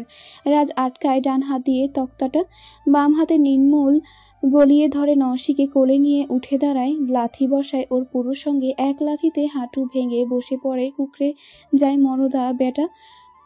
নাহি ডাক দেয় বোনকে, কথায় জালে ফাঁসায় আশায়, কিন্তু বুকে থেকেই এক বাক্যের উত্তর দেয় সে, মরে গেছে। কলিজা। বুক ফাটা ডাকে পিছিয়ে যায় কয়েক পা, নাহি স্থয়ী জায়গা হতে বুকে ডান হাত চেপে ধরে মাথা নত করে নেয়। তার কি দুকুল গেল মেয়ের কথায়। নার্গিস বসে পড়ে মাটিতে, সবাই নির্লিপ্ত। রাজ পা বাড়ায়, আর থাকবে না সেইখানে, তার পাওনা পেয়ে গেছে, সব জাহান্নামে যাক এখন। যাওয়ার আগে শেষবার গলা উঁচায়, নিয়ে গেলাম আমার সুখকে, তবে আমার বাড়ির চৌকাঠ খোলা থাকবে সবসময়, আপনাদের জন্য দোয়া রাখবেন। ফিরতি কয়েক কদম পার হতে ঢিল আসে একটা, শক্ত তক্তাটা লাগে নসির ঘাড়ে। বেখেয়ালিতে আর করা আঘাতে হাসানেরও বুক পড়ে। সে তো রাজকে মারতে চেয়েছে। অসুস্থ মানসিক বিপর্যস্ত নসি তলায় জ্ঞান শূন্য নিদ্রায় নাহিদ সপাটে চড় লাগায় হাসানকে। রাজ তড়িৎ অধীর হয়, পাজাকুলে নিয়ে ছুটে দিক বেদিক, প্রলাপ বকে অহরহ। বোঝা ভেজা গলায় অহর্নিশে বেগতিক হাঁকডাক। এই কলিজা, কি হলো? কথা বলো। এই মেয়ে, ডাকছি তো আমি। তোফ গাড়ি থামায় বেগতিক রাজের সামনে দোলাচলে মস্তিষ্ক শূন্য অস্থির রাজকে গাড়িতে উঠতে সাহায্য করে। রামিমা ফ্রন্ট সিটে মিথিলাকে কোলে নিয়ে বসে, বোতল খুলে পানি ছিটায় চোখে মুখে রমণীর জ্ঞান ফেরাতে। হসপিটালে করিডোরের স্ট্রেচারে নওশীর ব্লাড আসে নাক দিয়ে, গা হাত পা ঠান্ডা হতে শুরু করে। রাত চিল্লায় ডক্টর ডক্টর বলে মাথা তোলে হসপিটাল। দ্রুত ইমার্জেন্সিতে শিফট করাতে ধরলে রাজ গলার ধরে ডক্টরের শাসায়, ওতে হবে না জানোয়ার, দ্রুত সুস্থ চাই ওকে, না হলে পুঁতে দিব তোকে। ডক্টর অবাক, ঘামে সে দরদরিয়ে। এমন হয় মাঝে মধ্যেই, তবে আজ ভোল্টেজ বেশি। রয়ে সয়ে বলে, প্লিজ শান্ত হন। মিথিলাকে করিডোরে পাতানো চেয়ারে বসিয়ে দিয়ে রামিম আটকায় ভাইকে, টেনে হেঁচড়ে দূরত্ব বাড়ায়। ডক্টর হতে পাঞ্জা দিয়ে ধরে, নিজেও চিল্লায় ডক্টরের উপর। দ্রুত যান, যা করতে হয় করুন। হাঁপ ছাড়ে ডক্টর, পা চালায় ফটাফট, না হলে রক্ষা থাকবে না আর। গা ছাড়া দিয়ে ছাড়িয়ে নেয় নিজেকে। রাজ ভঙ্গুর শরীরে বসে পড়ে, দেয়ালে পিঠ ঠেস দিয়ে। বিবশ লাগছে সব, বিষাক্ত কাঁটার ন্যায় ঠেকছে প্রতিটি সেকেন্ড। ক্রোধ ছুটছে প্রশ্বাসের দমকে, শেষেও আনন্দ অশ্রুটুকু উপভোগ করতে পারল না সে। আবার কি থেকে কি হয়ে গেল, নির্বিকার হয়ে সবাই করিডোরে বসা। রাজ হাঁটুতে হাত মেলে রেখে বসেছে। অনেকটা সময় কাটে, চেক আপ শেষ। নওশীর কেবিন থেকে বের হয় ডক্টর। রাজের সামনে এসে নিজে থেকেই কথা পারে। এখন ভালো আছে উনি। প্যানিক অ্যাটাক এসেছিল, আবার স্ট্রেচার না খাওয়ার ফলে প্রেশার ডাউন করেছিল।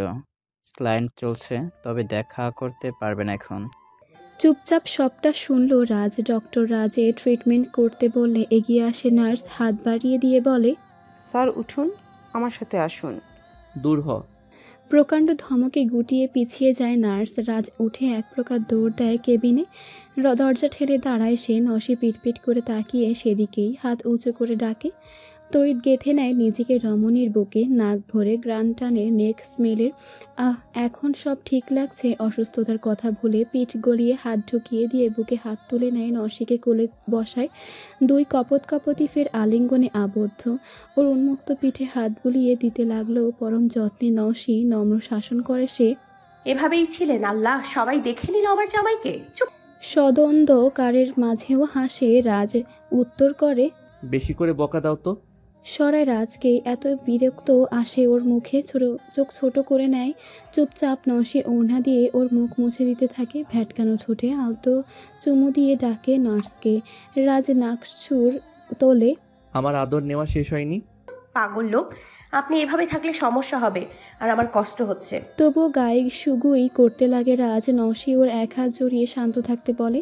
নার্স এসে তার কাজ করছে। রাজ চোখে শাসায়, তবে শ্রেয়সীর ভয়ে পারে না আশ্রয় দিতে। কি সুন্দর করে তার বউয়ের সামনে তাকে ছুঁয়ে দিচ্ছে। কাজ শেষের পথে ধমক লাগায় সে। হয়েছে আর না, যা এখন। নওশী হতাশ, কপাল চাপড়ায় সে। কি দিয়ে এই মানুষ তৈরি? কপট রাগী গলায় বলে, ভালো হবেন না আপনি? আর আমার সামনেই এগুলো কেমন ধরনের ব্যবহার? হ্যাবলা হাসে রাজ। চুপ করে মন রমণী ঠোঁটে চুমু দেয় একটা। রাগ কমানোর দারুণ উপায়। নওশী বুকে আলতো চাপড় বসায় ওর। শ্বাস ফেলতেই পুনশ্চ চুমু পড়ে ঠোঁটে। এতে হাত দিয়ে মুখ ঢেকে নেয় নওশী। মুখ খোলে এবার রাজ। বিরক্ত কণ্ঠে বলে, যা বললে সব তো শুনলাম, এখন এমন করছো কেন? একদম বারণ করবে না। কত পাগলামি জানো, পা ধরে চাইলাম তোমাকে, তবুও তারা গলেনি। তুমি না আসলে আজ হয়তো আমি পড়ে থাকতাম কোথাও। মুখ চেপে বন্ধ করে কথা রাজের, আর বলতে দেয় না। এসব শোনারও ইচ্ছে নেই। কপাল বেয়ে গড়ায় পানি নওশীর। সেও তো নিরুপায় ছিল। ভেজা গলায় বলে, এখন থেকে অনেক ভালোবাসা দিব, বসন্ত লুটিয়ে দিব প্রতি প্রহরে, নাকি আরো চান? মুখ থেকে হাত সরিয়ে ভেজা নেত্র পল্লনে চুমু খায় রাজ। থুতনিতে আলতো চেপে মুখটা দেখতে থাকে নির্নিমেষ। বলে উঠে তার স্বরে, তোমার বিশাল প্রাণ প্রণয় বৃক্ষের ছায়াতলে একটু ঠাঁই হলো অধমের। স্বার্থপর হব আমি, তাতে দুনিয়া চুলোয় যাক, পরোয়া করি না আর। যখন কথা ওঠে তোমার, আমি ভেঙে যাই। ভাঙার অধিকারও শুধু তোমার। ভাঙবো না, যত্ন নিয়ে নিজের অস্তিত্বের মিশেলে একাংশ করে রাখবো।